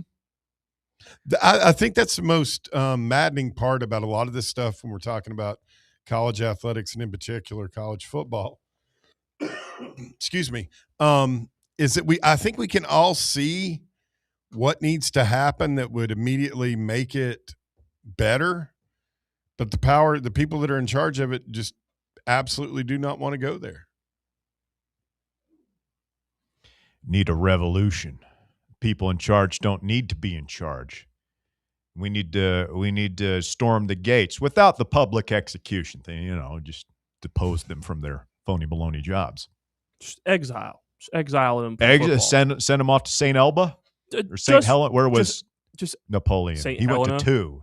Was it St. Helena? There was Elba too. Maybe. This may be one of the hardest feats to accomplish in all of human recorded history when they finally do try and figure out who they're going to put in charge of this thing that everybody's going to agree on.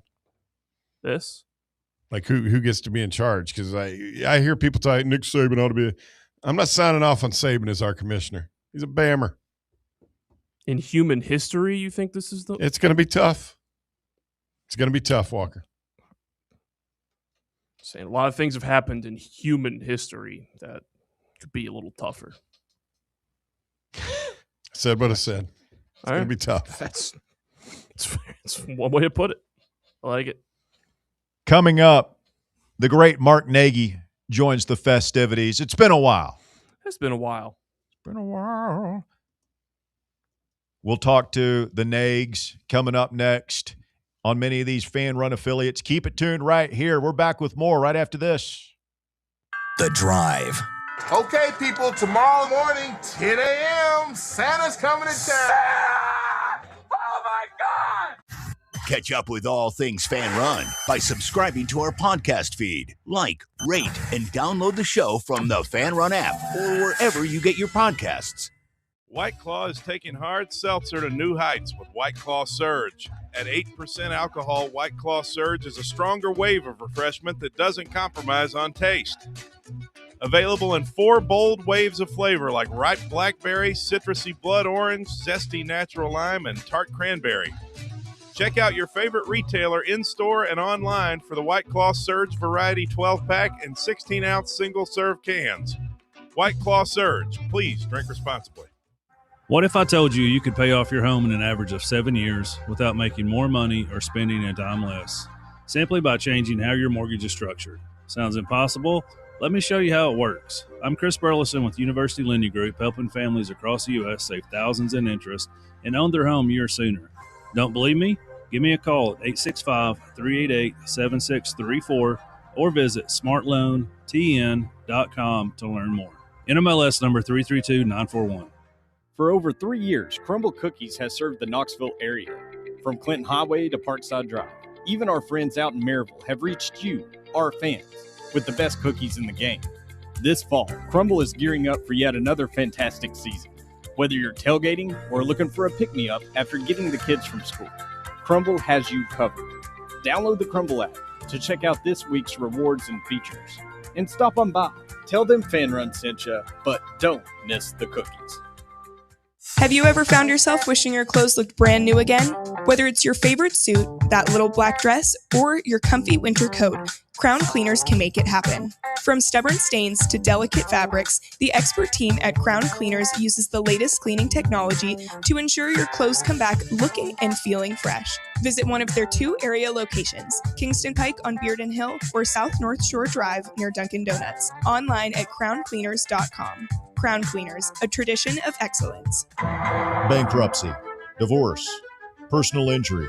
These are just some of the curveballs life can throw at you. Fortunately, East Tennessee has someone to help you work through these problems and recover. The law offices of Jerry R. Givens. If you're in need of legal advice, call today to set up a free, no-obligation consultation. 865-801-9250. As always, the phone call is free, the advice is free, so what do you have to lose? Call 865-801-9250 or go online to jrglawtn.com. That's jrglawtn.com. The law offices of Jerry R. Givens. Legal expertise you can rely on. Running a business, coaching a team, planning your next big event, you need more than just gear. You need SM Athletics and Logo Solutions. Custom uniforms, branded apparel, promotional products, done right, done fast, and built to show off your brand with pride.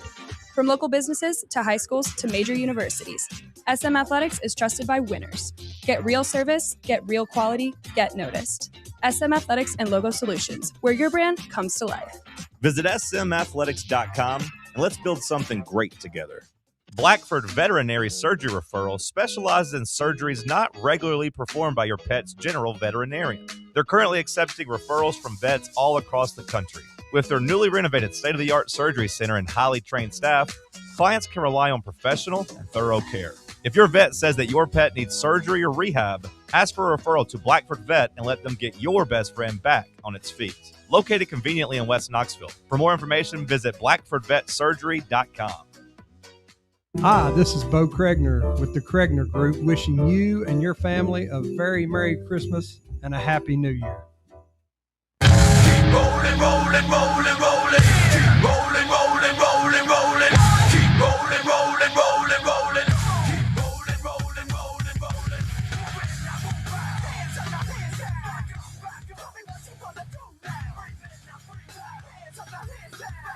Fan Run Radio, The Tribe Continued, my favorite Christmas song right there.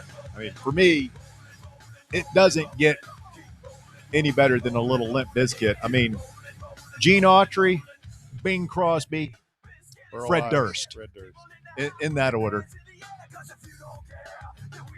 Russell LeBear back with you. Mark Nagy is on the line, a regional communications officer with T-Dot, award-winning author, former WATE TV personality here in town, and iron-fisted fantasy football commissioner. Good afternoon, Mark. How are you, sir? Russell, it is terrific to talk to you. Merry Christmas, happy holidays to you and yours. Yes, right back at you, buddy. It is also, I know, Festivus. You observe. Are there any grievances you wish to air publicly this afternoon? There's always grievances, but this time around, I would go to the College Football Playoff Committee for just completely mismanaging what is already the most grossly mismanaged postseason in all of American sports. I'm sure that there's something in Liechtenstein which is worse, but I'm not aware of that firsthand. So I will go with the College Football Playoff Committee. The absurdity of saying that Alabama will gain a spot after they get boat raced by Georgia, and saying that Miami jumps multiple spots despite Miami and Notre Dame not playing. The whole system, bring back the BCS. I never thought I would say something like that in my lifetime, but bring back the BCS. Yeah, I mean, that kind of sums it all up. I mean, we hated the BCS back in the day. Walker Smith, you're too young to remember, but that was a travesty of justice. Why are we letting these nerds, Jeff Sagarin in his mother's basement, decide who plays for the national championship? It's an outrage. We didn't know how good we had it. we did. I mean, the ridiculous nature of now that, it's like remember the Mike Leach rant, like, hey, you can be on the committee and you can be on the committee. It's like, that's the way I feel watching these things. It's so ridiculous. I have absolutely no confidence that anything will change, though, and that's a sad state of affairs, Russell. Well, I feel like we've come so far in computer technology and analytics and all that stuff that whatever formula they came up with, as long as it come up with by trustworthy people, which maybe that's the rub. Like, I feel like it would probably be better now, maybe. I don't know. I mean, Maybe. All I know is that there should not be 12 teams, and there should not be 16 teams, and there should not be 24 teams. But that's where we're going. Oh, you think how many teams should there be? I like 4. He's a purist.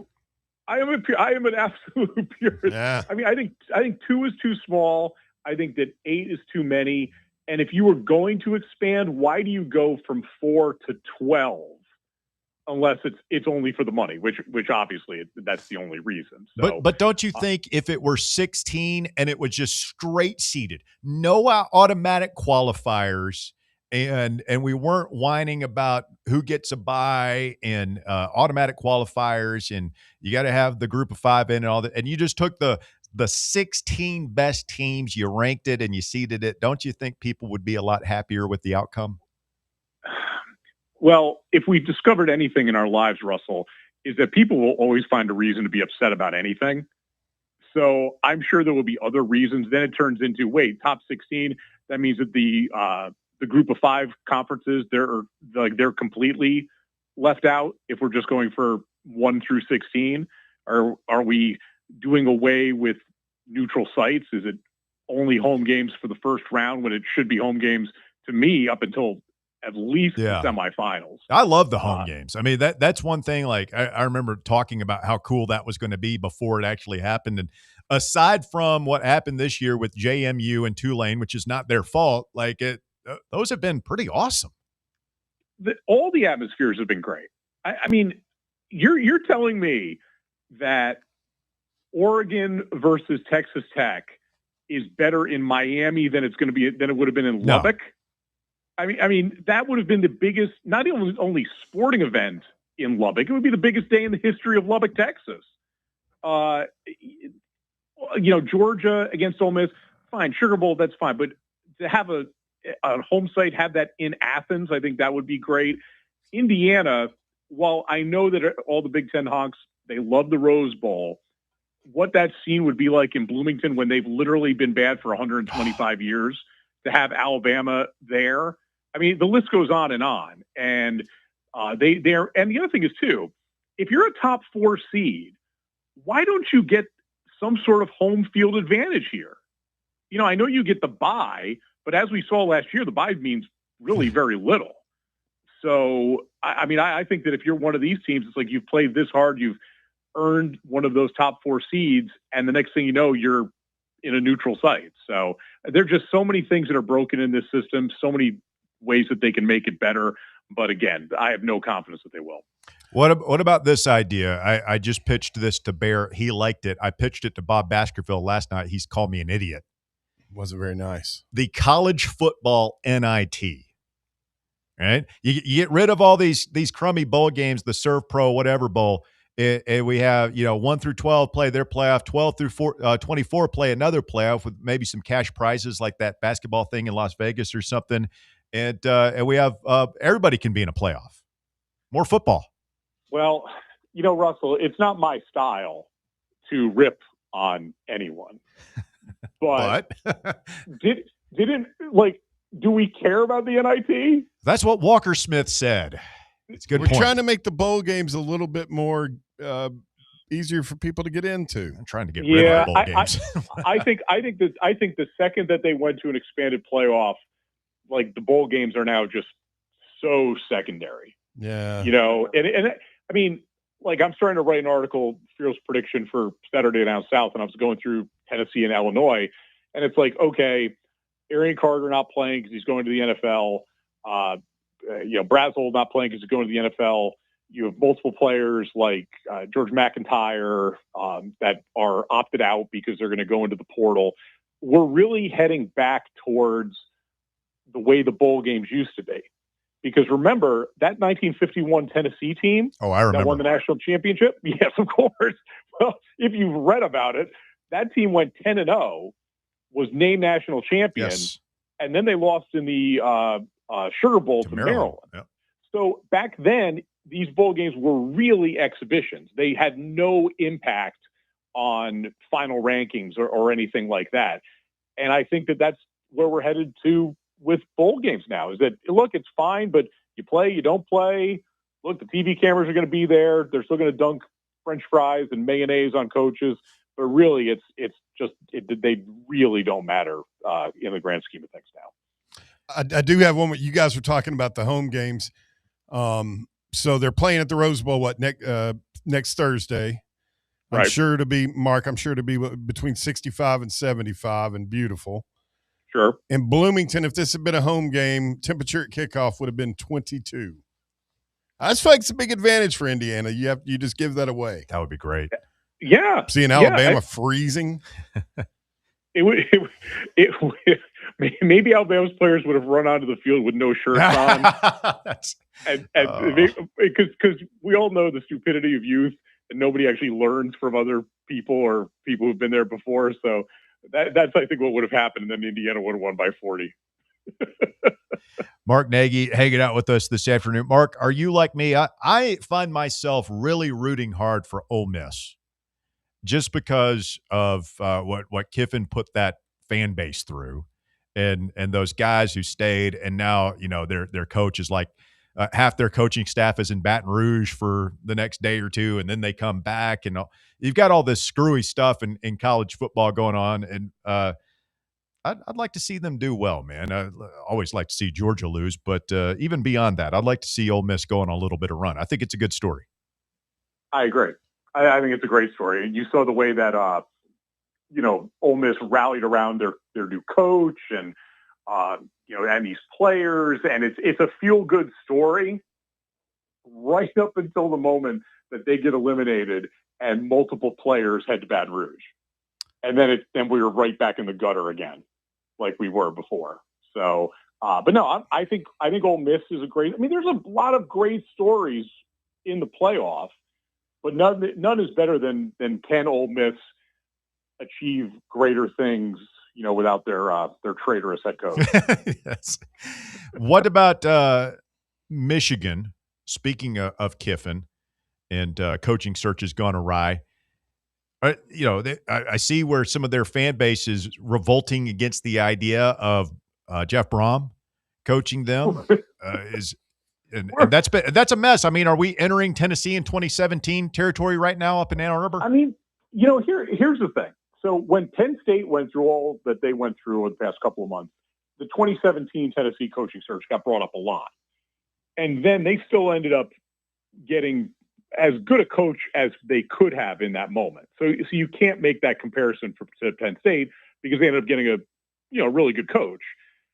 Michigan, other than the fact that they've got billionaires that are willing to spend money, what's the reason to go there right now? Because it's a complete mess. You don't know what these investigations are going to come through. You don't know if they're going to get hammered or not. You're a couple of steps now back below Ohio State. So I don't know what quote unquote established coach is going there. The Jeff Brom thing is hilarious because as we talk about, if you're in the club, there is always a job for you. I mean, Jeff Brom was a big part of the whole Schiano Sunday deal, that in those weeks.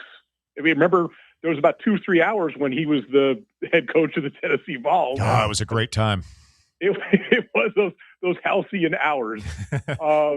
Yeah. So, I mean, Michigan, they're in a world of hurt right now. I think that their best case scenario would have been that Alabama got rolled by Oklahoma and then they went and backed up the Brinks truck for DeBoer. But now you can't keep waiting for DeBoer, right?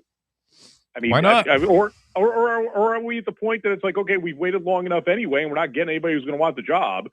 So we're going to give this as long as it's going to take to see if DeBoer's interested. Maybe just ride if he ultimately tells you no, you ride with Biff Poggi for a year, and if nothing else, you get a year where you could say your football coach was named Biff Poggi, which it counts for something in my book. Well, the lesson from Tennessee coaching searches of the past is that when Lane Kiffin bolted, Tennessee should have given the job to Kippy Brown for the year. If he succeeds, great. If he doesn't, you've had a year to kind of get your footing from a really tough situation, and you have not gone out there and made a panic hire. And that's what Tennessee did with Derek Dooley.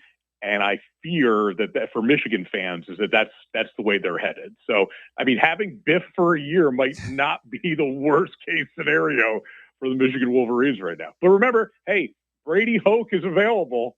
Brady Hoke could be riding back into Michigan, the conquering hero, like Wyatt Earp heading back into Dodge City. That's what I'm rooting for. I'm rooting for a Brady Hoke reunion. He does know what it takes to succeed in this environment. Absolutely. He knows what it takes to succeed. He knows the environment that we live in, and he would like to be their coach. How many times have you written that quote through the years? 5,000 and 50 counting. billion. Enough to memorize it. What's really funny about that, guys, is that I still get people that will then respond to me on Twitter, and they'll be like, Mark, you don't want that job. Like, they don't know what I'm talking about. Like, they think that I'm just every single time I want these jobs, me. And they don't know that it's because they don't because it really is such a deep cut from those terrifying 4 weeks in between the firing of Butch Jones and the eventual hiring of Jeremy Pruitt. I mean, because it is one of I always laugh at the thought of everything going completely to hell, and poor John Curry looking down at his phone and seeing Brady Hoke texting to him in all caps that, hey, I'm still here. I still want the job, because that John had to just completely put his head back and just sigh, because he just realizes how awful everything is. I think my two favorite deep cuts from the 2017 debacle that I say regularly and like nobody gets except for maybe Bear, and that's like half the time, but it doesn't faze me, is he's waiting on the bike path down by the river. Oh, Mike, yeah. So Mike Leach. Yes, okay. Right? Nagy gets that one. And then maybe we can help with the PR. Dan Wolkin to John Curry. I mean, there's so many moments. I really should just one day go back and read all the open records request texts. Yeah. And just because there were literally thousands of messages that were sent to the University of Tennessee, either directly to Curry or to the university itself or to the athletic department. The other one was when somebody told him, one of his inner circles telling him that Rich Bisaccia from the Cowboys was interested in the job, and Curry had no idea who that was. Yeah. That's when I knew we were in deep trouble, because when the average VolQuest message board poster knows more about the coaching market than your AD, you know you're screwed. Yeah, because he's not on your list.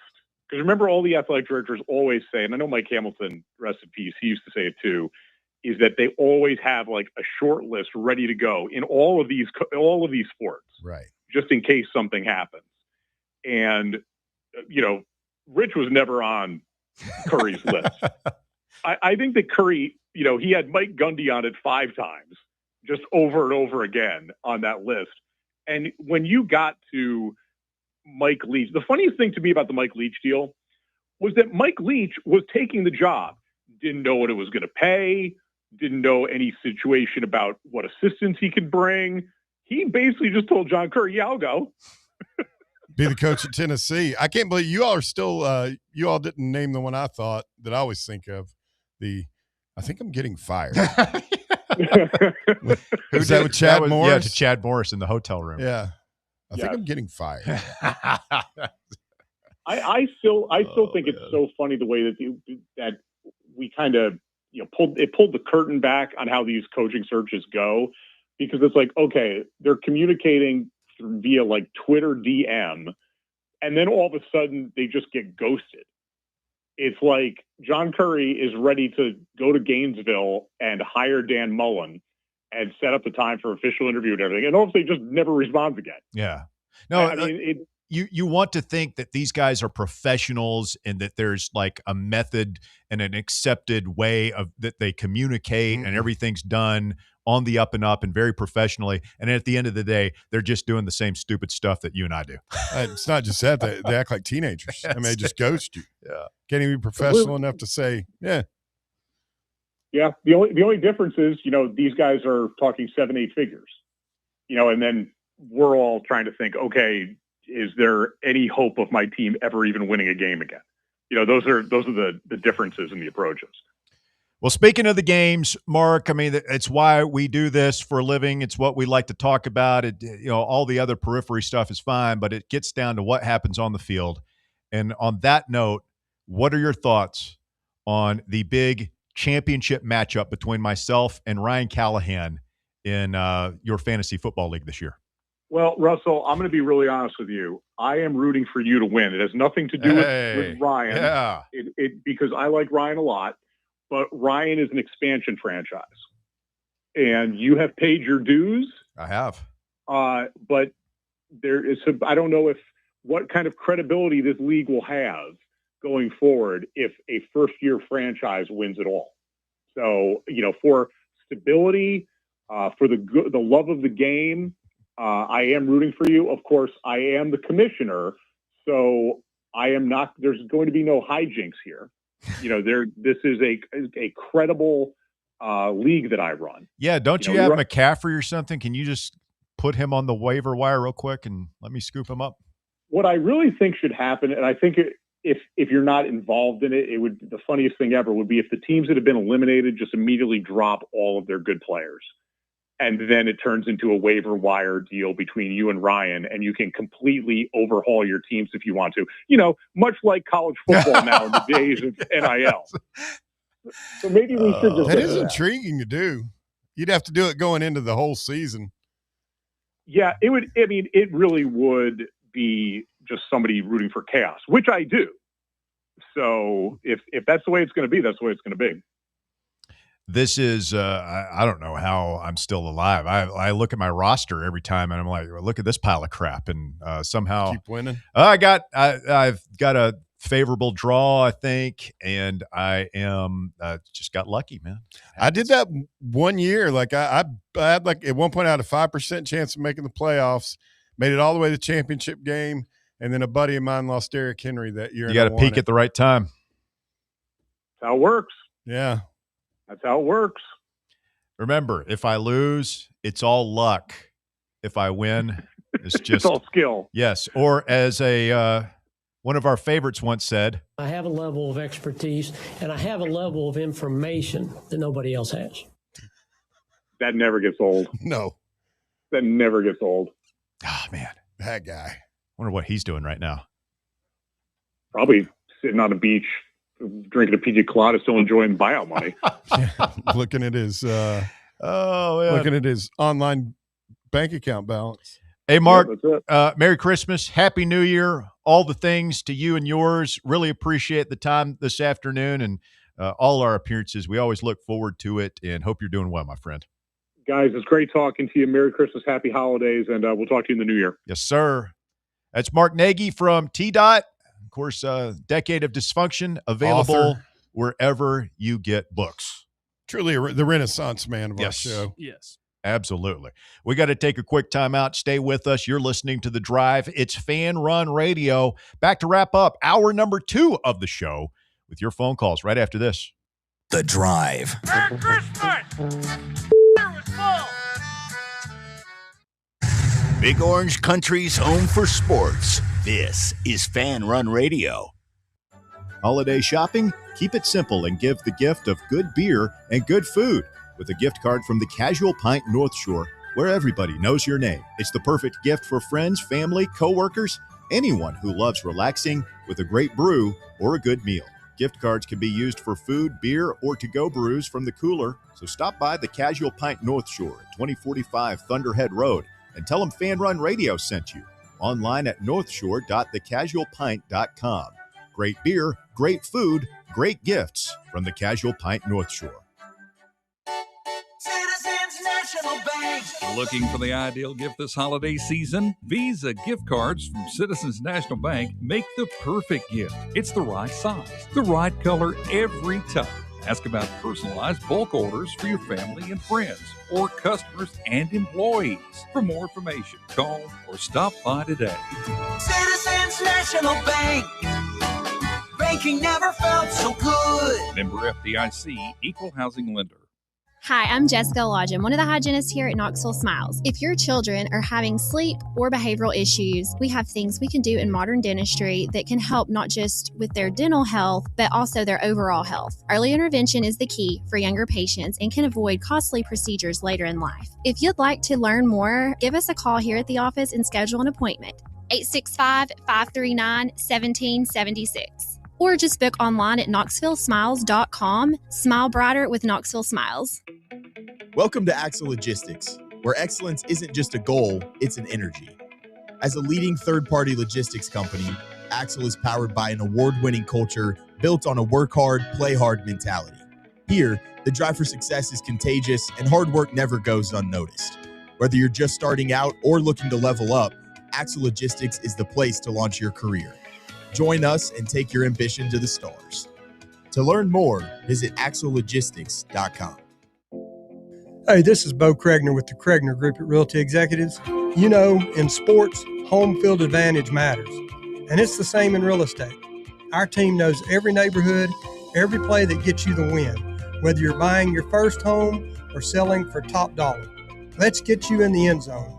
Call me today at 865-742-1035 or visit BoKnowsHouses.com. The Kregner Group, walking by faith, serving others. Hey, Fan Run Nation, this is William Pattison from The Playbook. I just want to wish you a Merry Christmas and Happy Holidays this season. Thanks for spending part of your year with us. Catch The Playbook every Monday through Friday from 1 to 3 p.m. Eastern Time on Fan Run Radio. Happy Holidays from The Playbook.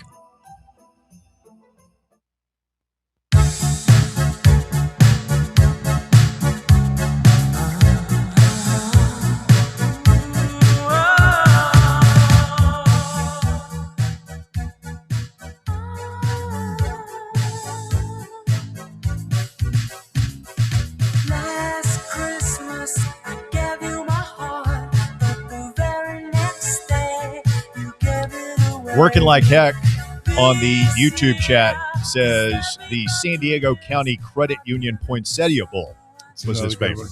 It's a good one. B.S. Osborne says, I 100% disagree with this gentleman on the phone, referring to Mark Nagy. 16 teams is the appropriate number and gives the Vols a chance to make the playoffs most years. I don't know why they don't do it. How does Division II do it?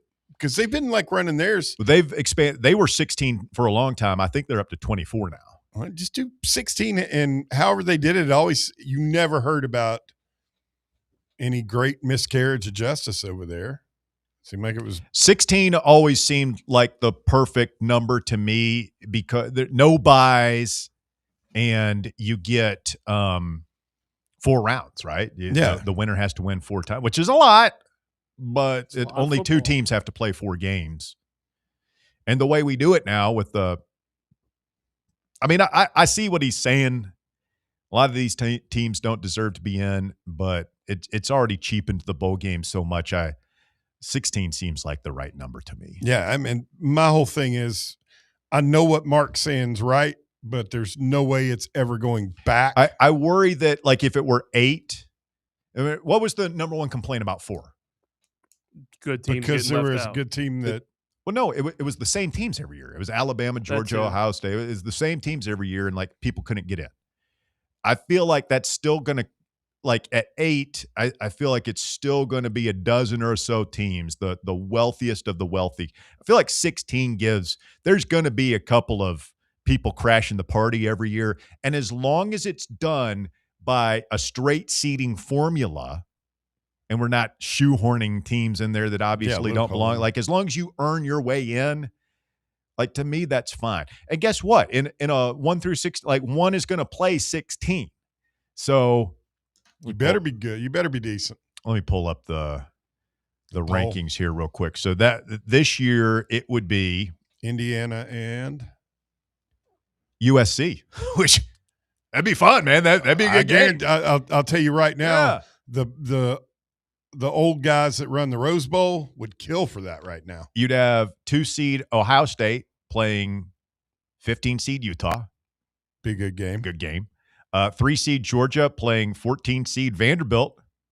I would like that because I think they'd pound their eyes shut. Yeah, it might be fun. Let's see, 4 seed Texas Tech again. Who would they? 13 Texas Tech versus Texas. I mean, come on. Oh, yeah. Come on. 5 seed Oregon against 12 seed BYU. That would be awesome. 6 Ole Miss against 11 Notre Dame. That would be awesome.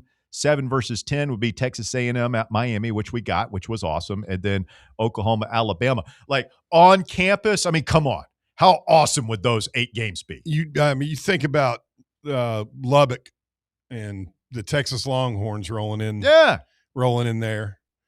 Who else you say? I mean, that would be so cool. And then you go down to 8, and you have those 4 games, and then you go down to 4, you have those 2 games, and then you have 1 game, winner take all.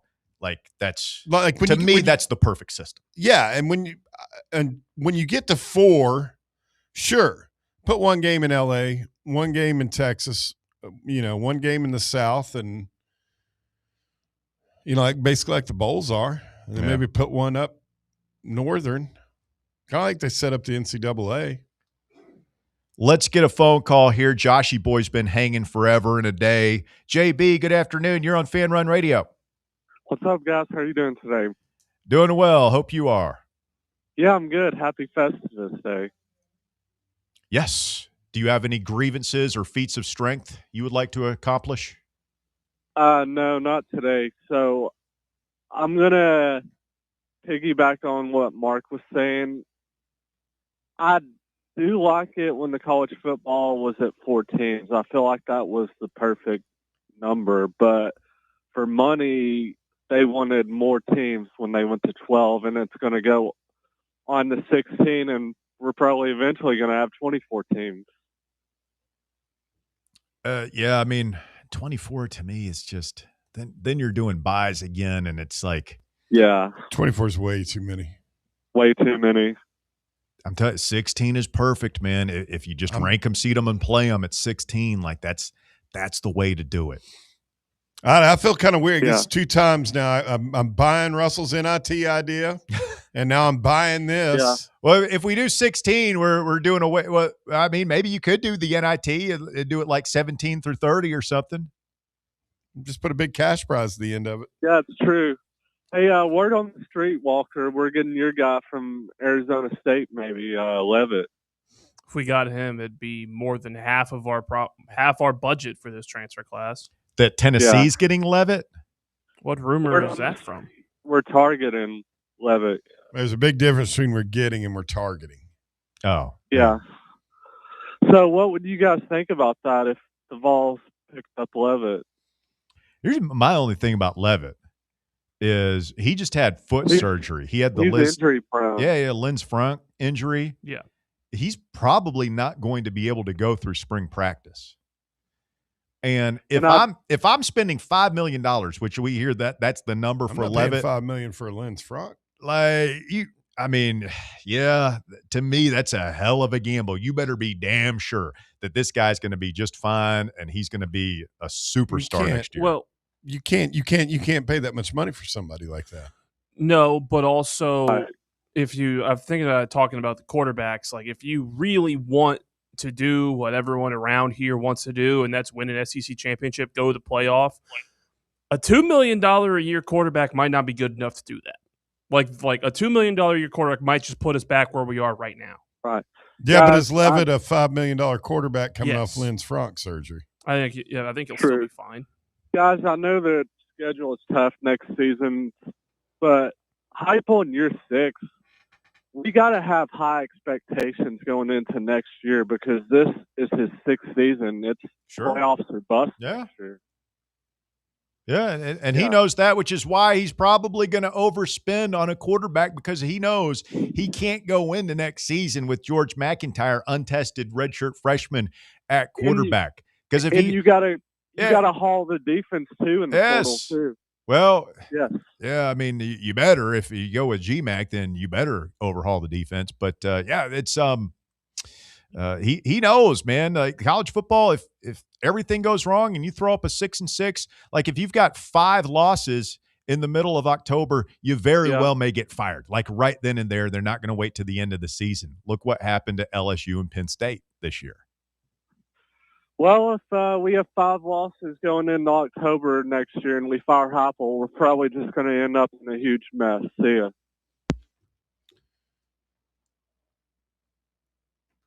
Yeah. That's about right. Wouldn't be a good situation. You only have 4 games before October, so that would be a mathematical impossibility. But yeah, if you lost to Furman and Kennesaw State, then obviously we've got a 5-alarm meltdown going on. But no, I mean it's it can get away from you quickly, man. And so you can't afford to, like, it's like I was telling Davey last hour, man, you could, it's a couple of years ago, yeah, you probably would just quote unquote trust your evaluations. We're going to let McIntyre and Faison duke it out. And we're just going to roll with those guys like we did in 2024 with Nico. But he's probably looking at like, man, I've got a new defensive coordinator whose system it usually takes a year to learn. I better be able to score points next year. Otherwise, that could be me, man. I could be looking for an OC job this time next year. Yeah. I don't want to do that. So it's a tough spot for these guys now. You got to win now. So who do you want right now, the portal quarterbacks, if you had your first choice? As we sit here today. Probably Sorsby, but I'm intrigued by Josh Hoover as well. And Mestamaker. Like I'm just going basically on what Davey says, because I'll be honest, I haven't watched him play any. But 6'5", similar system, put up big numbers, got a year of experience. Like I could be sold on that pretty easily. It feels like Sorsby and Hoover are both pretty safe bets. Yes, when it comes to quarterbacks. Super experienced guys who've safe. Got the arm talent. Like I would be stunned if you got one of those guys and he wasn't very good. Yeah. All right, stay with us. Hour number 3 of The Drive coming up. It's Fan Run Radio. Back with more right after this. The Drive. Everyone loves a Smoky Mountain Christmas, and there's no better place to celebrate with friends and family than Smoky Mountain Brewery. It's the best place to watch all of college football's playoff and bowl game action, as well as exciting Tennessee basketball. While you're there, be sure to pick up everyone's favorite stocking stuffer, a Copper Card, and you'll be the hero of the holidays. Smoky Mountain Brewery, with locations in Turkey Creek, Maryville, Pigeon Forge, and Gatlinburg. Great food, great fun, great people. Smoky Mountain Brewery. Is that old tree in your yard starting to lean a little too much? Branches hanging over your roof? Don't wait until it's too late. Call ECR Total Landscapes today. At ECR Total Landscapes, we specialize in safe, professional tree removal, trimming, and storm damage cleanup. So if you've got trees that need to go, now is the time to give us a call. Plus, we're offering free stump grinding now through the end of the year when you use or mention promo code FANRUN. That's right, free stump grinding for Fan Run Radio listeners. At ECR Total Landscapes, we live up to our name by offering total landscape services. In addition to tree cutting, we also offer a wide range of landscape installation services and custom monthly maintenance packages that create stunning outdoor spaces tailored to your vision. Give us a call today to schedule a free estimate at 865-384-2012 or just visit us online at ecrtotallandscapes.com. Dick's House of Sport at Westtown Mall is a destination devoted to sport, and it's your destination for exclusive events and experiences. Come visit a store like no other. Check out our 40-foot rock wall, golf performance center, HitTrax batting cage, and outdoor turf field. You can now rent our space for private events and birthday parties. Learn more about our events and exclusive product launches on Facebook and Instagram at Dick's House of Sport KNX. Dick's House of Sport, proud partner of Tennessee Athletics. At Knoxville Insurance Group, they understand the challenges many consumers face when searching for insurance coverage. That's why whether it's for you, your family, or your business, they create a coverage plan specifically for your unique needs. Knoxville Insurance Group is an independent firm, which means they aren't beholden to just one insurance company. They search multiple companies, acting as your negotiator to find you the best possible policy and price. Start a quote in minutes at KnoxvilleInsuranceGroup.com or call them today at 865-694-9788. Rickard Ridge Barbecue, located in beautiful Cove Lake State Park. Rickard Ridge is home of the best ribs in the Volunteer State. Smoked daily by pitmaster Mark Rickard. The barbecue at Rickard Ridge is mouth-watering, fall-off-the-bone delicious. Take the scenic drive up I-75 to exit 134. For directions and to look at the rest of the menu, visit Rickard Ridge online at rickardridgebbq.com. You're listening to FM 105.7 and AM 1340, WKGN Knoxville, and W289CU Knoxville, Fan Run Radio. This is an important medical message from Men's Pro Knoxville. If you're a man over 30 or you love one, and you've noticed changes that come with aging, performance and intimacy challenges, those aren't random off days. They're often signs of biological change and ED showing up in your life. Now is the time to act. I'm Evan Bass, and I started Men's Pro Knoxville because I saw the difference great medical care makes. We've been working hard every year to level up so you can too. Listen, sign up for some subscription pill, and sure, something might go up, mostly your auto renewal fee. Men's Pro Knoxville gives you a plan, here locally, not guesswork from the internet. Our trusted urology-based medical providers focus solely on men's health, ED, performance, and now Peyronie's treatment to enhance your life. We get your labs in 30 minutes, then build a treatment plan tailored to you. We even offer new treatments that might keep you from using a pill every time. Imagine confidence returning and intimacy? Yeah, it's back. Join the community of successful men in Tennessee transforming their lives. Call 865-544-8220 or book now at menspronknoxville.com. That's menspronknoxville.com. It's time for The Drive's Top 5 at 5. Quitting time on your Tuesday, 5 o'clock here on Fan Run Radio, Christmas Eve edition of the show this afternoon, and our final top 5 at 5 before the big holiday. Mm-hmm. Walker Smith, what do you got? At number 1, we are exactly 1 week away from Tennessee football meeting Illinois at Nissan Stadium for the Music City Bowl, and it was revealed today that the Vols will be wearing their road white uniforms for the game. White, the Stormtroopers, or it just said white uniforms. We haven't worn the white jersey and orange pants this year. I can go check the actual jersey. I just saw the. We should break out the orange breeches. I would love the orange breeches. No thanks. You're a hater. Hater. Hate. It's not a good look when we've lost some games in those things, I feel like. We've lost games in everything, man. We lost Alabama in the white on white this year. It's Alabama. What do you mean? We've lost them in every color combination. We've lost to everybody in every color combination. Are we Tennessee or not? Are we Tennessee? Do we wear orange and white? The more orange, the better. I say break out the orange breeches. That's just me. I like them. Yeah, Bear's going to be against our dark mode uniforms now after Oklahoma this year, when those uniforms have been nothing but good to us. At number 2, Tennessee point guard Jacoby Gillespie is one of 5 college players to split the National Player of the Week honors for his performances in the Vols' win over Louisville and Gardner-Webb, where he averaged 19 points, 7 assists, and 3 rebounds in Tennessee's 2 wins last week. Need him to keep coming on, man. He is. He's the key. I think so. I mean, it's so much about guard play in that sport. Always has been, always will be. Yeah, we need Ament to level up, but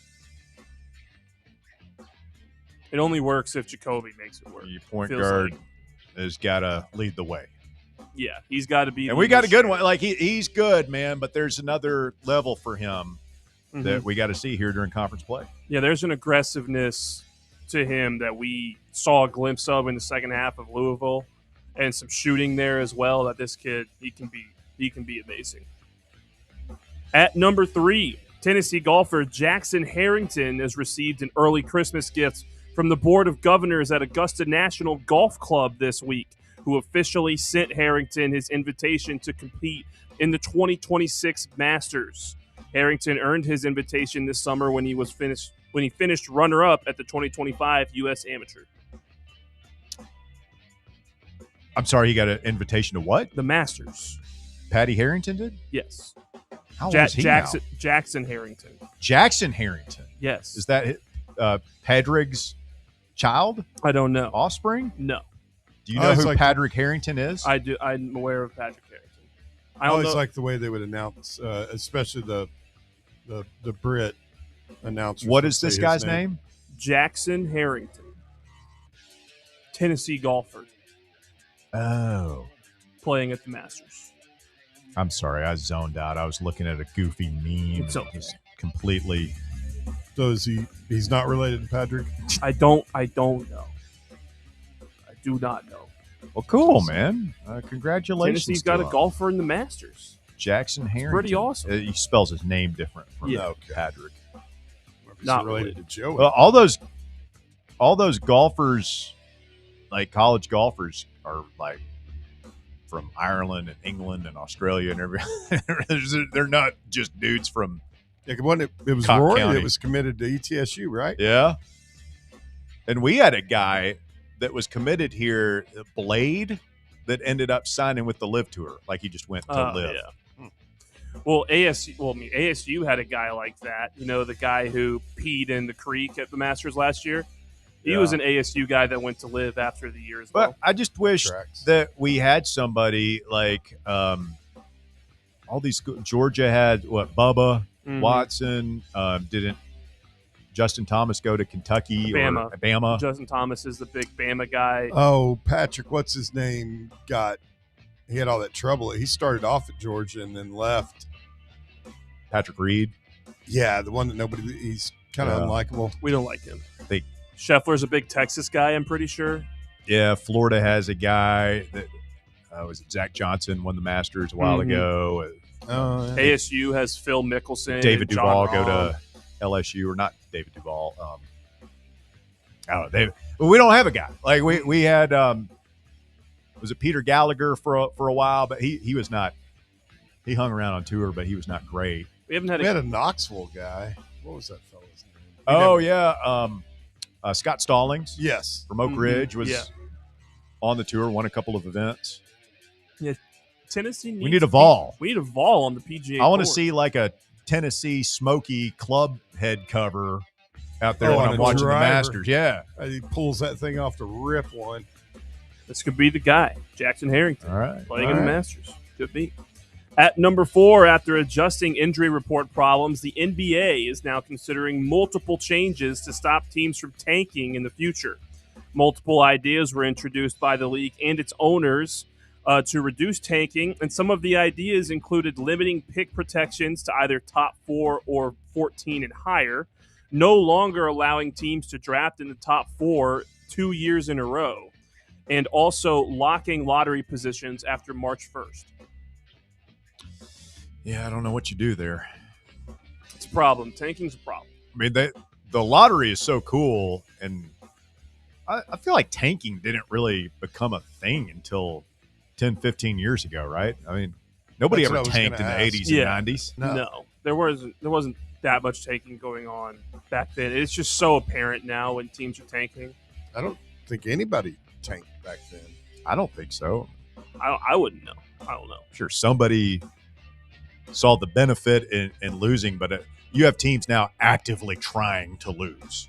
Yeah, and like sitting guys out and all that stuff, which the league is doing their best to fix. But it's one of the biggest problems in pro basketball is when you turn on a game. Your generation's soft, Walker. Hey, it's not my fault. Weak. Not my fault. That's the problem right there. That's all your entire generation. Your generation, it's not your fault.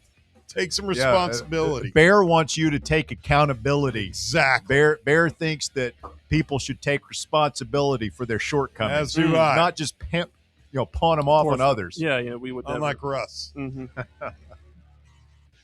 Is that it? No, we got one more. At number 5, a woman almost died after restricting her diet to boiled chicken breast and vegetables for 6 straight months. And developed acute pancreatitis as a result of her bland, low-fat diet. The young woman documented her weight loss journey online and was even dubbed the self-disciplined goddess by her fans because of how dedicated she was to her goal. And for almost 6 months, she only ate boiled chicken and cauliflower and an occasional boiled potato. The extreme diet helped the 25-year-old woman achieve her goals, but it also led to her experience some negative side effects like fatigue, weakness, and a dull complexion. Yeah, she's malnourished. Yeah, and it basically ended up inflaming her intestines and leading to acute pancreatitis. I mean, do you want to lose the weight or not, honey? How bad do you want it? Apparently it worked. I feel like anything involving your pancreas has to hurt bad. I feel like anything involving your organs in general would really not feel good. So she really wasn't eating vegetables. She was just eating cauliflower, boiled chicken, and the occasional spud. Yeah. You should. She should have just done. You ever see that movie Christian Bale was in where he was like 100 pounds? Where he lost all the weight. I've seen still shots from the end. He was. They said to get ready for that, he just ate.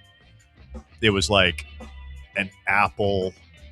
And drink tea and or something. coffee, Yeah. and just like that. That was like what he lived on for. I mean, and he was like skeletal.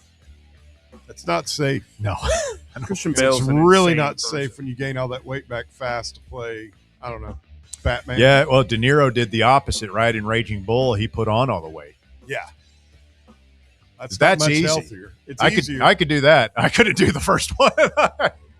If I needed to get to 250, I could probably do that. I don't know. Maybe not. Just put your mind to it. You can accomplish anything. Just keep eating. George McFly said that. Yep. Thank you, Walker. That is the top Your 5 density. at 5. Brought to you by our friends over at the Tennessee Tap House. Come out and see us a week from today for our final fan run listener watch party of the year. We've had a bunch of good ones this year. Want to close out on a high note. Want to close out with a W. Most of all, Tennessee Tap House is a great place to come watch games. They've got great food. I'm a big fan of the burger, big fan of the meatloaf, mashed potatoes for lunch. I do that a lot. That's Bo Kregner and I. That's our lunch spot. And go there, have a little meatloaf for lunch. They got good appies. They got good pizzas. Of course, they got cold beer. It is the Tap House after all, and they got a great TV setup. So that's where we're going to watch the game. Week from today, Tennessee and Illinois, Music City Bowl kicks off at 5:30.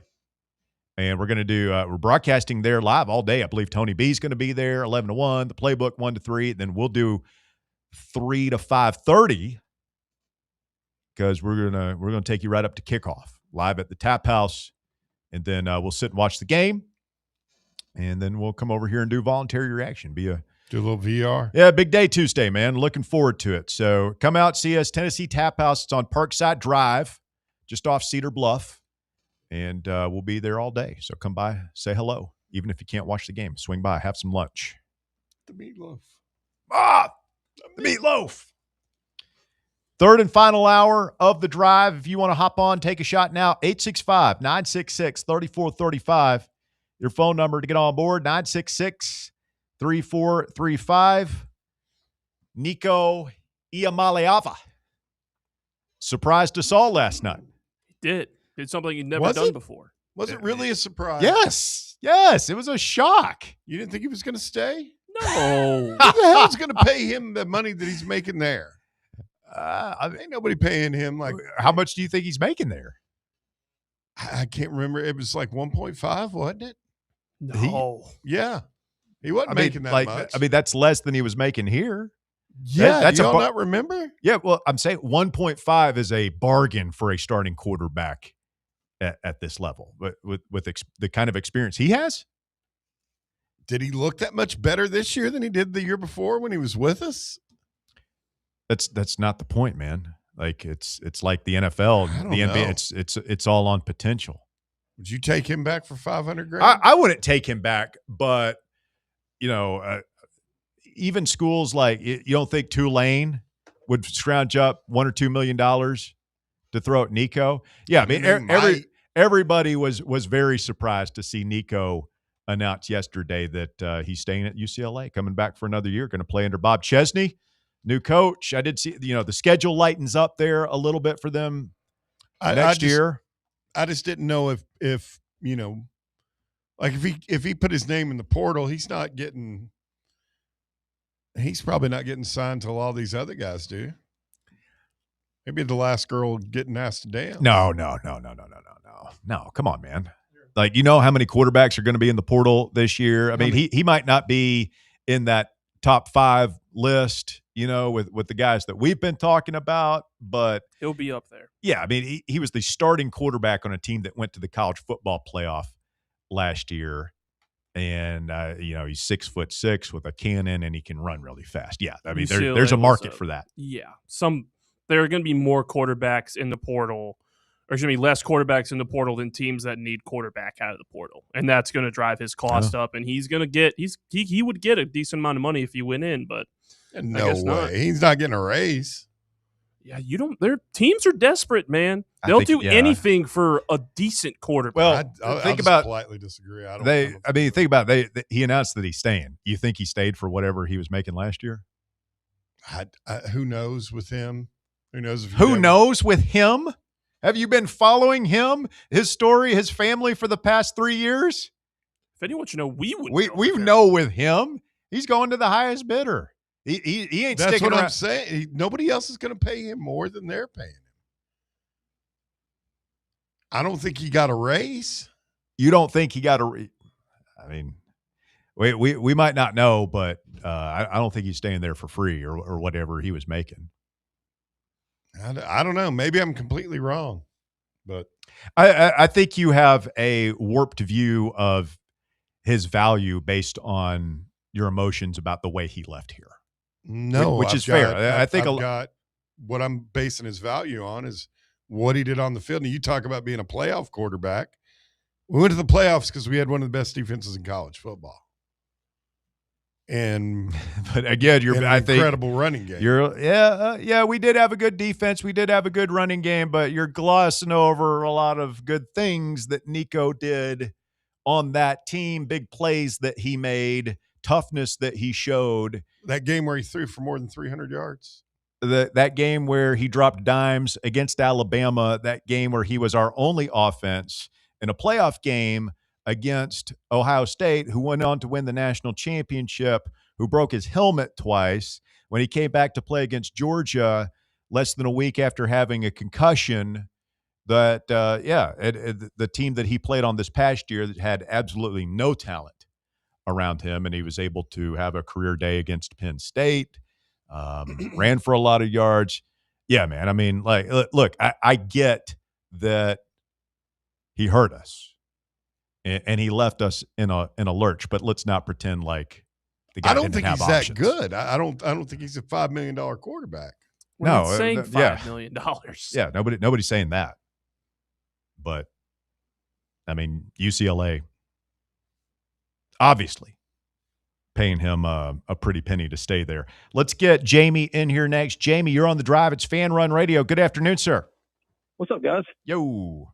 I got to agree with Bear on this, Russ. I mean, we can cherry pick, his good snap here and his good snap there, but you can cherry pick his bad snaps there and his bad snaps there. Well, let's just look at the overall. The guy averages about 200 yards a game passing.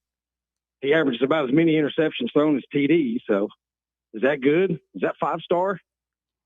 Look, man, you can look at it however you want to look at it, but like I'm telling you, if you don't think this guy would have had options, maybe Lane Kiffin is not begging him to come to Baton Rouge.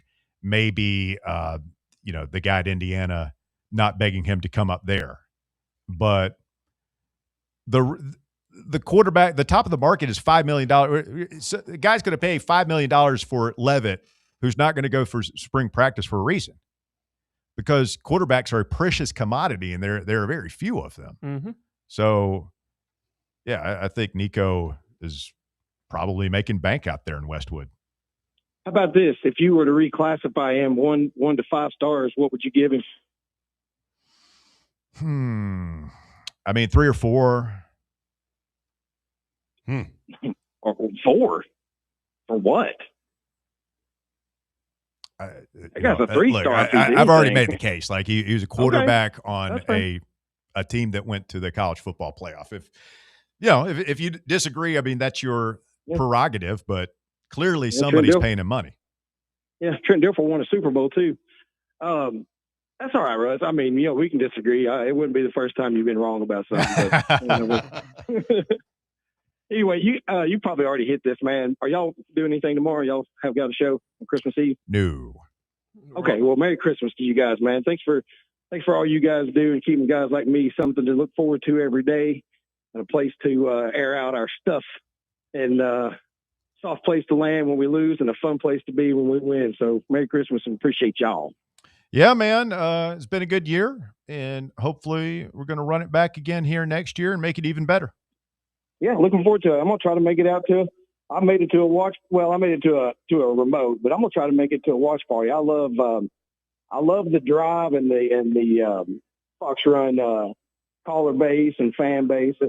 They tend to line up with me a lot on things, so I like to be around like-minded people. So I might try to get out there and rub shoulders with some of the guys I've met and meet some of the new Tennessee people. Tap House next week. Looking forward to it.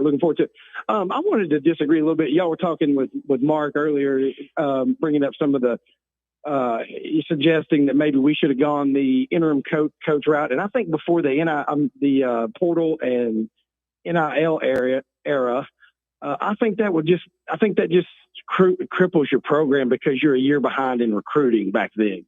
Now I think it'd be a little easier to get away with today because you can put a new team on the field, immediately. A brand new team of experienced players. And I think back in the, post Dooley, post Butch eras, if you go interim, I think you're better off just rolling the dice with somebody like we did, like we did with Dooley and like we did with Pruitt. I think you're just better off trying because I think you pretty much concede 2 or 3 years when you go interim. Mark brought up the case, you try to regain your footing, and I think you run the chance of getting in a worse spot. And that's just my opinion. I've got a lot of respect for him and yourself. And yeah, but you just said, you just said in a day and age where you can go out and just buy a whole new roster in the transfer portal, then, how bad are you really going to damage yourself with an interim? No, that's why I was saying, like, back before all this, like when we were considering doing that post Lane and post Butch, but what about the recruits? Now. Yeah, what about the recruits, Lane? I do disagree a little bit with Joshy Boy, which is crazy because I tend to line up with him a lot. But at 4 teams only in the playoffs, man, I just think it's the same. It's 6 teams every year that are that the 4 are pulled from. And I want to be a part of it. And I think 16 is the magic number for us to be, in the mix and in the hunt every single year. May not make it every year, but it keeps guys, programs like Tennessee, Nebraska, Michigan, teams that will get you 8, 9, 10 win seasons. You got to have something to play for. And the way it's set up now is if you ain't in the playoffs, you ain't nothing. You haven't done anything. Nobody cares. And I don't like that. And I don't know if that puts me on the porch, but I like having something to play. I remember when I ran into you over at Corner that day, I told you, I said, man, it feels like football season's over. When we had lost to Oklahoma. I just felt, it just made me feel like, what are we playing for? It did take the air out of the balloon for the season, so to speak. Yeah, but I think you're also glossing over. I mean, there are plenty of times when we lost to Florida in the first month of the season in the 1990s, and people said it felt like the season was over. Yeah. And then you had Spurrier out there talking about you can't spell citrus without UT. And it kind of stung to be in those bowl games at the time. So, we sure did. Kind of always been that way. Well, thanks for bringing that up. Well, anyway, guys, I'm going to get out of here. I don't have much. Like I said, Merry Christmas to you guys. Thank you all for doing what you do and giving us something to listen to and a place to call in other than State Run. Y'all hang in there. All right. Merry Christmas, Jamie. Appreciate the phone call. 865-966-3435 is your phone number. You can call or text the show today at 865-966-3435. We're going to take a quick timeout. More Fan Run Radio coming up right after the break. The Drive. It's the gift that keeps on giving the whole year. The flagship station for Tennessee fans. This is Fan Run Radio. Holiday shopping? Keep it simple and give the gift of good beer and good food with a gift card from the Casual Pint North Shore, where everybody knows your name. It's the perfect gift for friends, family, coworkers, anyone who loves relaxing with a great brew or a good meal.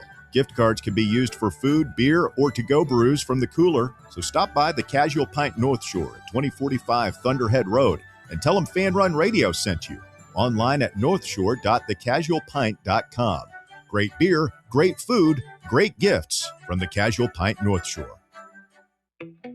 Welcome to Axle Logistics, where excellence isn't just a goal, it's an energy. As a leading third-party logistics company, Axle is powered by an award-winning culture built on a work hard, play hard mentality. Here, the drive for success is contagious and hard work never goes unnoticed. Whether you're just starting out or looking to level up, Axle Logistics is the place to launch your career. Join us and take your ambition to the stars. To learn more, visit axlelogistics.com.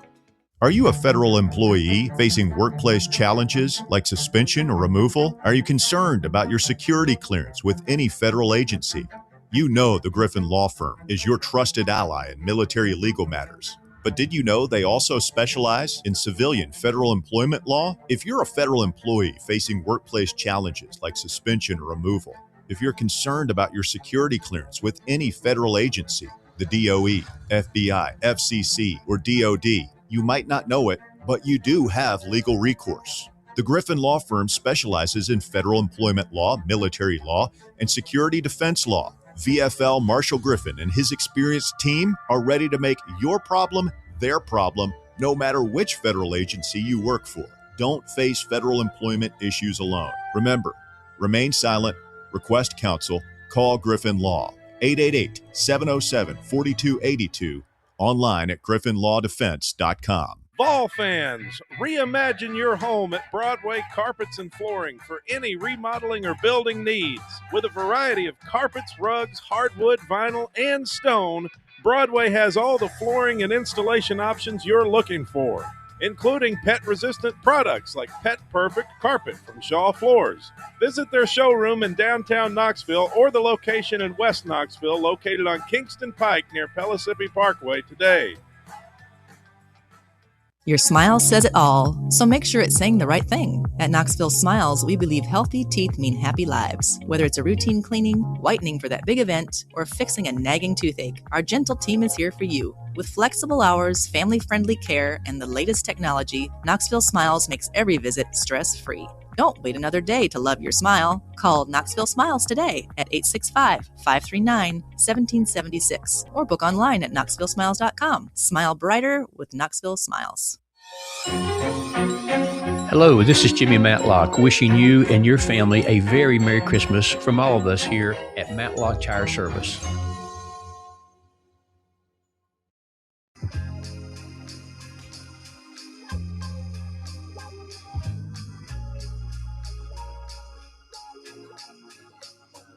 Welcome back. The drive continues here on Fan Run Radio. Rolling into the midweek holiday here. We will be off tomorrow, Thursday, and Friday. Sorry, we're not coming back in on the 26th. No. I know that's devastating. We'll be back next week for a big show Monday, and then Tuesday live at the Tennessee Tap House on Parkside Drive, heading into the watch party. We'll do voluntary reaction, and then I believe we're going to take some more time off. We'll get back to normal eventually. It's the holidays. Well, we work hard here on the drive. Hey, we don't take a whole lot of days off. We were here the Friday after Thanksgiving. That's what I'm saying. While the rest of y'all were taking Labor Day off, we were in here slaving over these hot microphones. While the rest of y'all were, Black Friday, you're going shopping, you got your fuzzy socks on, you're watching Christmas movies in front of the fireplace, whatever. We're in here doing the thing, grinding away, grinding for you. Every morning, we get up at the crack of noon, choose what T-shirt to wear, pick up our lunch pail, put on our hard hat, and come to work, man. Nose to the grindstone. It doesn't stop. No. 24/5. I mean, we're doing it here. Yeah. More like 6'5". But we put in the hours. We appreciate the kind words from Jamie there. I mean, this kinder, gentler Jamie through the years has thrown me for a loop, but I'm telling you, I enjoy it's when hearing he became when the grandkids came. He mellowed. It's always the grandkids. Papa Jamie. Yep. You're ready to be a granddad yet, Bear? Not quite. Not on the horizon? Not quite yet. No. You ready? Not now. And my You daughter weren't that far behind me. No, my daughter's like one of those, I'm not going to have kids, like kind of thing. And it's like, on one hand, it's like, oh, good, you don't need to have kids. So on the other hand, it's like, eventually, not now, but when I am old and gray.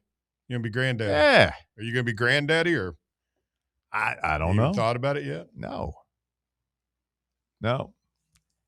Remember, my mom was not ready when we told her it was happening. My dad was super excited. My mom was like, she was still young mom. I'm not old. No. Your dad was fired up though. It's weird. Like you get to be, in your 30s and 40s, you start knowing some grandparents and like people who are like way younger who like don't. I remember my friend Mike when I worked at WNOX. Like he was only a little bit older than me. But I guess he just had kids young and they had kids young and Mike had grandkids. It was really weird.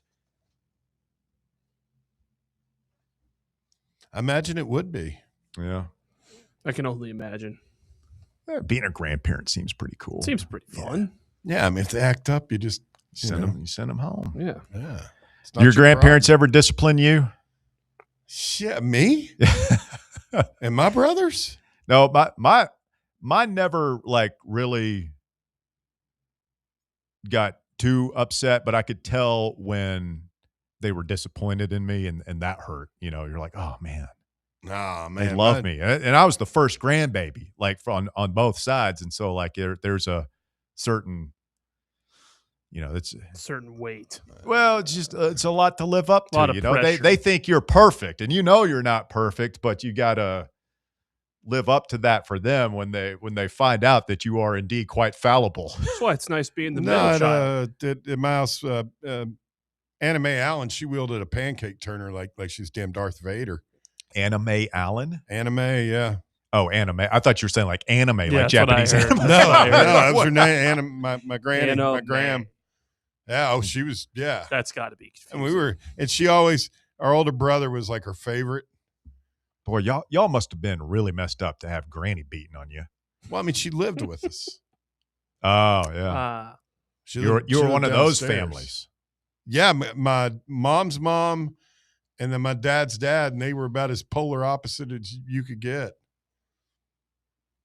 I remember my best friend Charlie growing up had his I don't even know if it was his mom's mom or dad's mom or what, but they called her Keema, which I always thought was weird. But she was just always over there. Never, and she was like one of those, like, she wasn't catatonic, but she just didn't say much. Oh. She was just like part of the mine furniture would. or something. Like, she was just always sitting there and you'd be like, hey. Yeah, she didn't care if you were technically her grandchild. I mean, if you were in her house, you were under her domain. So everybody had to step lightly around her. Osborne on the YouTube chat says, I agree with Russell. White jersey, orange pants. We whipped Bama in 83 and 85 at Legion Field with those uniforms. Those games were before my time, but I've seen the clips, and like that era to me is the most perfect Tennessee uniform of all time. It's just orange and white, The no Sugar accents. Balls era? Oh yeah, but you had because they were like symmetrical. You had the stripes on the jersey on the sleeves too. Like it's just, oh man, mwah, chef's kiss. I could not the find big flapping sleeves and everything. That was before they Yeah, had man, like, it's skin when tight men were sleeves. men. What was up with the late 90s, just the size of the pads those guys wore? They like Those giant numbers. I mean, it almost looks comical when you go. And in basketball, that was around the time they were wearing the giant shorts, right? The shorts are the one that get me. Like it's you see the Chris Lofton era shorts now, and you're like, how are you? That's got to be restrictive athletically. Well, I mean, to me, looking back on it now, I mean, you remember Jinko jeans? So stupid. Yes. The basketball shorts in Jinko jeans were just that era. Very similar. Yeah, the shorts were ridiculous. I don't miss those basketball uniforms. I think what Rick is doing right now with our basketball uniforms. I like the throwback stuff. And I'm just trying to enjoy it because I know whenever he hangs it up and we get a younger coach, I know he's going to let Adidas just do whatever. By the way, our last football game in Adidas a week from today. In Nike a week from today. Huh. You stop and think about that? No, but unlike you, it wasn't my personal 9/11 when we made the switch. I don't see why you have to go to 9/11, man. That's very offensive. That was very offensive. That's how it was described on these airwaves. By you. You just said that right now. I mean, I didn't. Yes, you did. It was 2 seconds ago. We all heard it. You said that into the microphone. Yeah, there are people listening. It was your personal 9/11. Why do you keep saying it, man? That's rude. People died. It's too soon. Not cool. You were not happy. I mean, what am I going to do? You were ranting and raving for several days. I offer my strong criticism. I offer my advice. They don't call and ask for it. I'm beginning to think they never will. I feel like I could be helpful on a lot of fronts, and they don't listen to me. It is interesting. Basically, LSU, they just signed a new deal with Nike last week that includes all the stuff that we're talking about, all the NIL stuff. Yeah. Like Nike's doing that now too. Yeah. Makes sense. I wonder if that decision was fully made after Kiffin was hired? Or we talked about this. Like you don't like a deal like that doesn't come together in a matter of weeks. No. Nike, they're outside. I was going to say that they must have called, because remember they were rumored to be going with it. Yeah. Adidas. And I wonder if Nike. Who all did? Penn State did. Did USC go? I think so. There were I think they did. We know Penn State for sure. Us, Penn State. So who's their lineup now? Texas, their biggest name. A&M. Yeah. No. A&M, Miami, Nebraska, Kansas, Louisville, Washington, Indiana, Arizona State, NC State, Georgia Tech, Mississippi State. No, I think USC is switching to Nike from Under Armour. The Google AI says Tennessee is set to become the flagship program starting in 2026.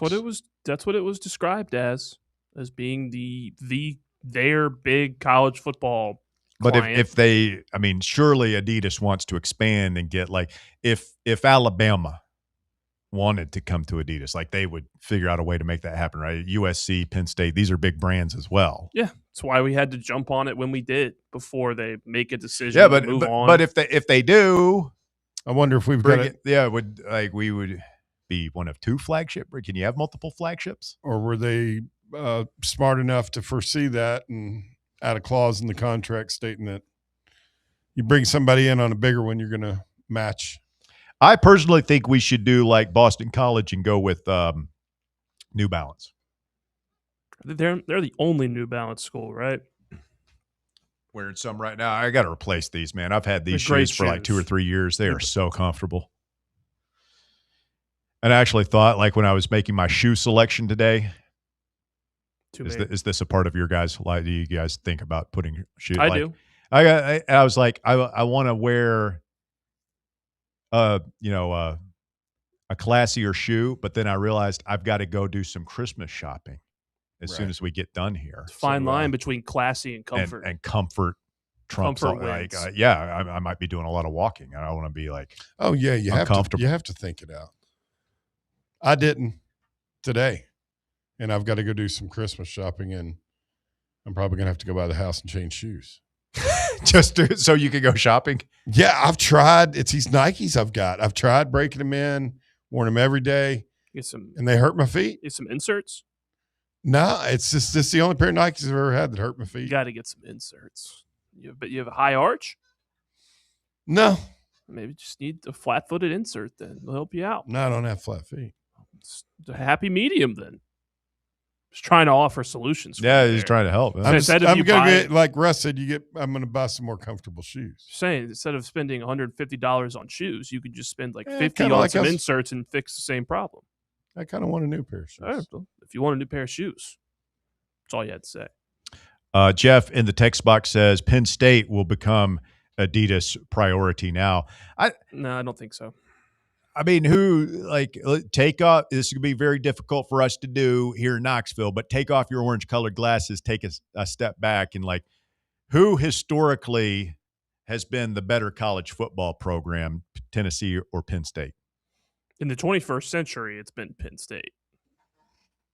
We didn't have a guy get arrested for you forget. I mean, talking about that, then that adds a new. What did they? When's the last time they won a natty? It's been longer than us. Probably the 70s, right? They didn't win any in the 90s. The last Penn State national championship was 1986. Yeah, get in the back of the bus. When they beat Miami in the Fiesta Bowl. They used to pop up and beat us in those bowl games. See what Google AI says. They also won the consensus championship in 1982. I'm straight up addicted to the Google AI, man. I'm asking it questions all day. That's what I would do all day. That's what I would do with ChatGPT. Yeah. It's perfect for research. Deciding between Penn State and Tennessee is tough. Both are historically strong Power 5 programs, but currently Penn State often ranks slightly higher and consistently contends in the Big Ten with James Franklin's recruiting, while Tennessee brings SEC flair, elite offensive potential under Josh Heupel, and passionate fans, making Penn State generally considered a more stable top-tier job, though Tennessee offers exciting, high-powered offense. Now you should ask it what it means. Stings a little. Now you should ask it if it changes with James Franklin not being there. That stings a little. Yeah. I mean, probably pretty level playing field. I wouldn't say one program has a head above the other. And as far as an athletics department, there's no contest. Yeah. They only care about football. Men's and women's basketball, and our baseball program is elite. And I don't even know what I'm sure Penn State does something else, but I don't know what it is. We're really good wrestling school. Yeah, we are a complete athletics department, which, I know Adidas makes all their decisions when they do the stuff off of football pretty much only, but I'm sure that they also enjoy the added value that Tennessee brings with the other sports. Oh, especially basketball. I mean, if you have a good basketball program, that's more advertising for their brand, obviously.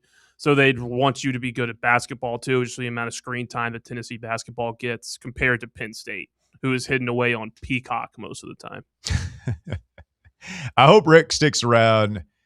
I hope the basketball uniforms stay the same and they just replace the Nike patch with the Adidas. I hope logo. so. They're so simple. Just keep it clean. Keep it clean. Maybe spice up the dark mode uniforms a little more.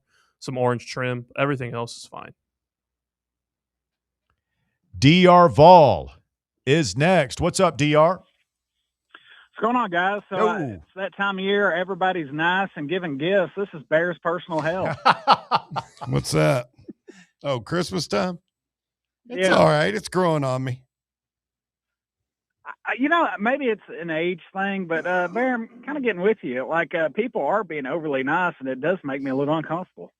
I'm telling you. I'm not far off on this stuff. Christmas was officially taken off the list of things Bear hates last year. So this is the second year. I mean, we'll have him wearing Christmas sweaters by the end of the decade.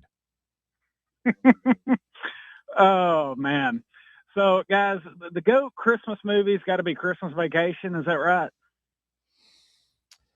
I mean, this is a highly know. incendiary topic, but I would, at the very least, put it in the top 5, if not on the Mount Rushmore, and you can definitely make a strong case that it's number 1 of all time.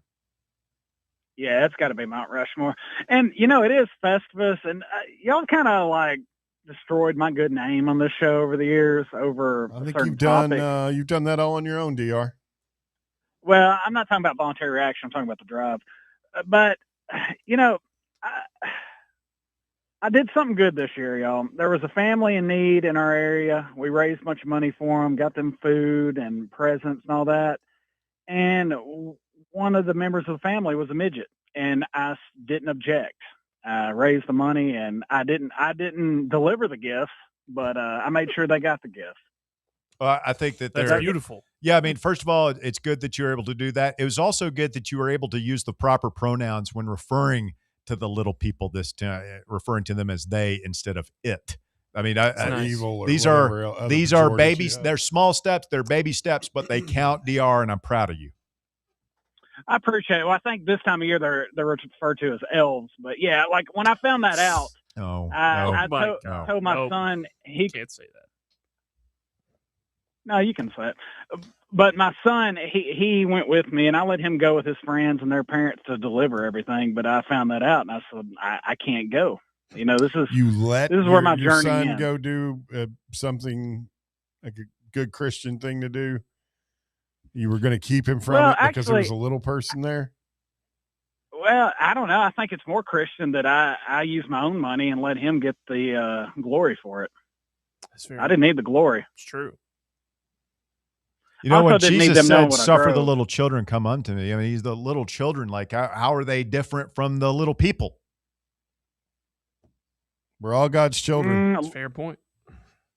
Yeah, but God's talking about children, not full-grown people that aren't fully grown. Like, how are you going to square this with the man upstairs when you get to the pearly gates and he puts on the DVD of your life and you're having to explain why you said what you said about Jarrett Garantano on Voluntary Reaction all those years ago, and he says, and he gets to the subject of midgets, like, what are you going to say when you're face to face with your maker, DR? How are you going to plead? This is what I'm going to say. On the case of Jarrett Garantano, I had all I could take. In the case of the midgets, you created them, not me. No, I'm sorry. It's a bridge too far. You can't criticize God's handiwork on the show. He's going to Can't be do there in Cell Block H down in hell with 90% of the people affiliated with Can't the do show. that. But this is how you want to end your year, DR, getting flushed right before Christmas? It's like when my mom had to whip us on Christmas because we were like arguing and fighting on Christmas Day. Don't make me get you on Christmas. Did you get God on Christmas? Everybody's always jealous. Oh, he got something I didn't get or something. And then, like, stuff would happen. Stuff would happen. Stuff would happen. Oh, man. I apologize. No. I apologize for what you just had to hear. I'm sorry. Ladies and gentlemen, it's not the way we want to close out the old year. I'm sorry. No. That kind of borderline racist, xenophobic. It's terrible. We hate that. Rhetoric. We don't from our tolerate callers. it. We don't Absolutely not. I'm sorry. Stay with us. The Drive continues. The shocking conclusion coming up after the break. The Drive.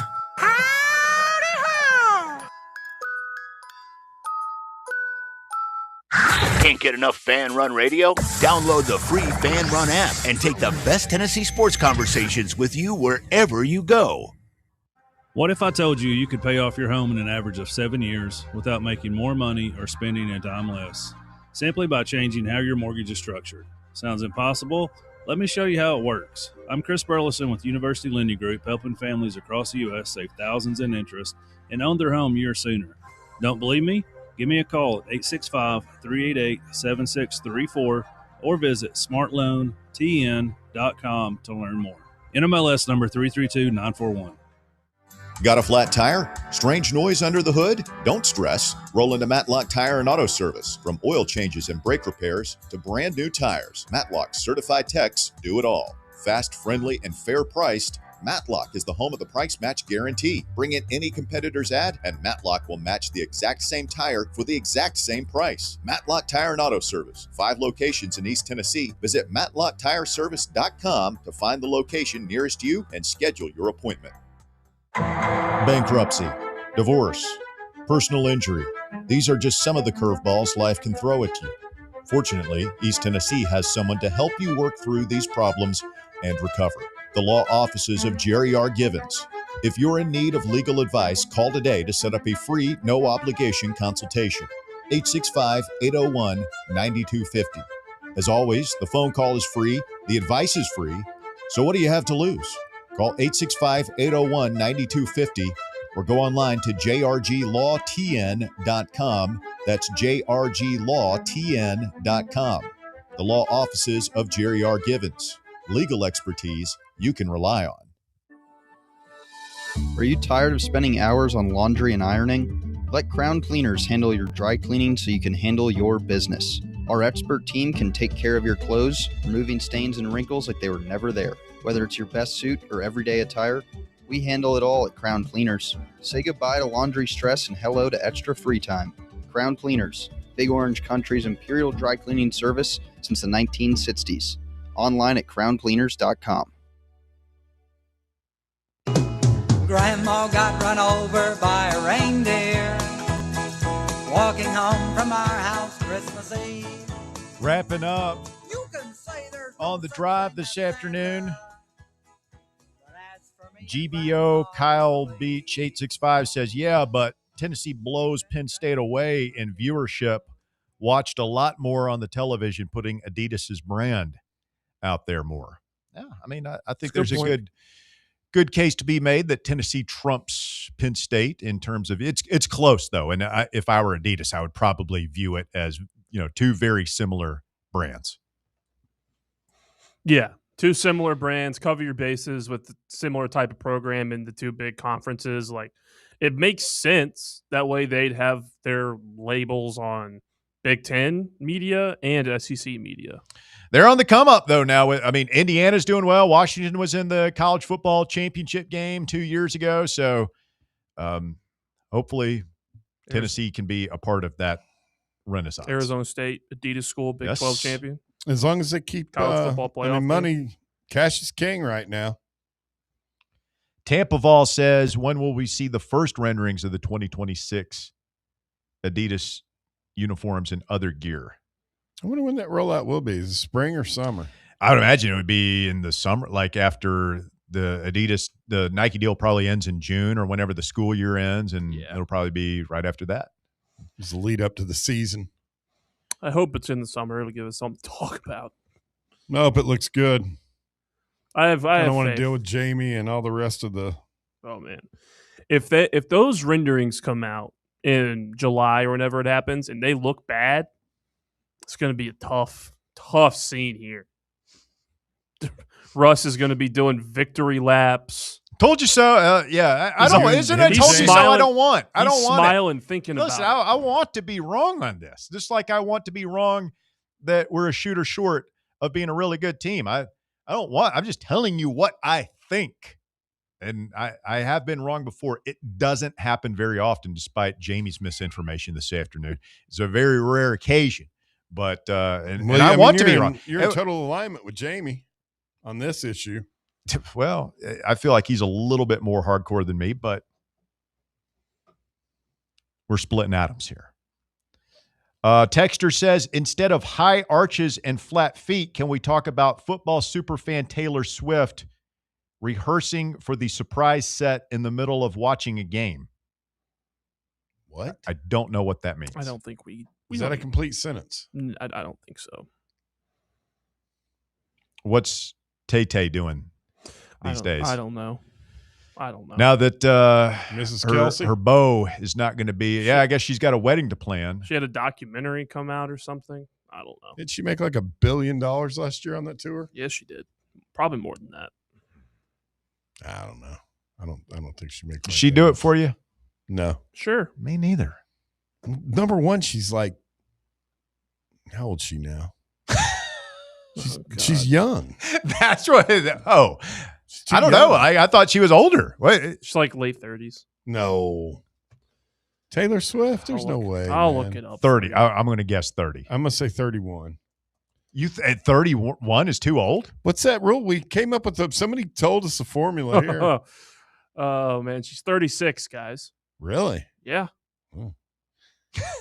I don't know. I mean, 31's too young, but 36 is 5-year difference is well, no, I'm saying, and then it would be according to this formula that all the guys were talking about. No, she never has. Part of it is because she was, How old is Travis Kelce? Probably about the same age, I would imagine. Early 30s. She robbing the cradle. Travis Kelce. Oh, he's 36 too. Okay. All right. They're the same age. It's been the league. 36 is pretty old for a tight end in the National Football League. We thought he was going to retire last year. Think he hangs it up now? Yes, for sure. Unless there's What's he gonna do? Yeah, Matt's got to be a pretty rough gig to be Mr. Taylor Swift. Yeah, real tough life. He'll be on TV or something, right? Well, he'll just do his podcasts with Jason, and then maybe ESPN will have. Yeah, he'll be on ESPN or one of the he'll be on pregame shows and stuff. Yeah. He's got a lot of personality. Kill a Trav. And he's too famous now. He is too famous now. A guy like that's not just going to sit at home. What if like Fox scoops him up and we get Jason versus Travis? What if in the broadcast booth? Is she going to be Taylor Kelsey? Is she going to keep her stage name? She'll keep the stage name. Is her stage name? Yeah, she'll keep the stage name. Well, I mean, they're pretty progressive. What if he becomes Travis Swift? I mean, Travis Swift. I don't know. Like I could Travis Kelsey Swift. Would you be okay with Walker? You're the one to ask about this. Like if you meet the woman of your dreams, and we'll just say her name is Sarah Davis. I looked at the thing of Jabari Davis on the sideline. That's right. Yeah, Sarah Davis, and she says, "Walker, I love you and I want to be your bride, but I can't take your name. Would you be okay with Sarah Davis Smith?" I don't know. Me either. I know, right? No, man. I know. You're going to take my name. We're going to do this traditional Walker way. Davis. I'm making you that my... doesn't sound good at all. Walker Smith Davis. Ugh, I don't know about that. That's what's his name? I would be open Prince, to the discussion. Prince, what's his name? Philip. He had to take the Queen's name. Oh, yeah. Like if it's a good last name. Well, if you're marrying it, if you're going to get to be a prince, I guess you do what you got to do. This still be very masculine, wouldn't it? Yeah. No, my name is my name. Yeah. And you're taking it. You will, Neil. You will be a Smith. Queen. I mean, what if the name is really cool though? I think of a really her name is really cool. cool? What if it's like depends on the last name? What's a really cool name? I don't know. I don't know. Skywalker. You know, Walker Skywalker sounds pretty awesome. I will say, and Walker, I don't know if you feel similarly, but as a Smith, and it's the most common name. It is, yeah. Like I've always felt that's pretty cool. Like I could never imagine being named like Davis or Jefferson or you got the most common normie name. Yeah, it's just a badge of honor. Almost. I know we're right? everywhere. We got Smiths all over the place. Well, nobody can ever spell my last name. It's really simple. So I swear, pretty much ever since I became an adult, like anytime I call like food, anything, waiting list. What's your mother's maiden name? Allen. Wilkins. I could have been a Dent. Maiden, and then my on my dad's side it was Harris. On my dad's side, can you imagine a Harris? Could have been a Wilkinson. It's so weird to think about, right? Yeah, it's weird. It could have been a Candell. Candell in the wind. Yeah, it's with a K. Merry Christmas from all of us here at Christmas. Fan Run Radio. We're going to take a few days off. We'll talk to you Monday here on The Drive.